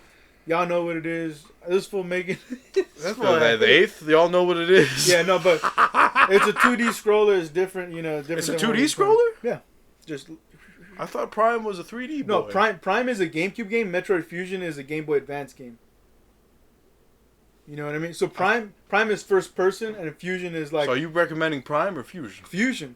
Metroid Fusion. GBA. Man, I wanted Prime. Prime. That's what I'm saying. Hey, I got the I'm GameCube fucking ready with when I do. you. Hey, yeah, that time's coming. But you know, I'll play Fusion. Is Fusion long? Is it No. a long game? Long No, in the no. tooth? 5 to 6 maybe at the most. Is it hard for? Is it a little Dark Souls way go? Nope. It's, I'm gonna rage quit. if a little Yerba like me can progress through the story, I think you'll do just fine. You know what I'm saying? all right. No, go I'll play your game. play your juego, and then I spit on it. Right then. And with that, we're gonna move in to the movie pick. Hey, I'm know, I excited have for a this thing shit. about, Let's see what's new. Rocky obviously has this thing for Jarmusasaurus Rex films. I'll give a little hint to this. I got a little thing for about movies about men in the jungle doing bullshit. Just read that there. Secret movie pick, episode 3. Uncle Quavo goes to the movies. I make movie film a David Cage story.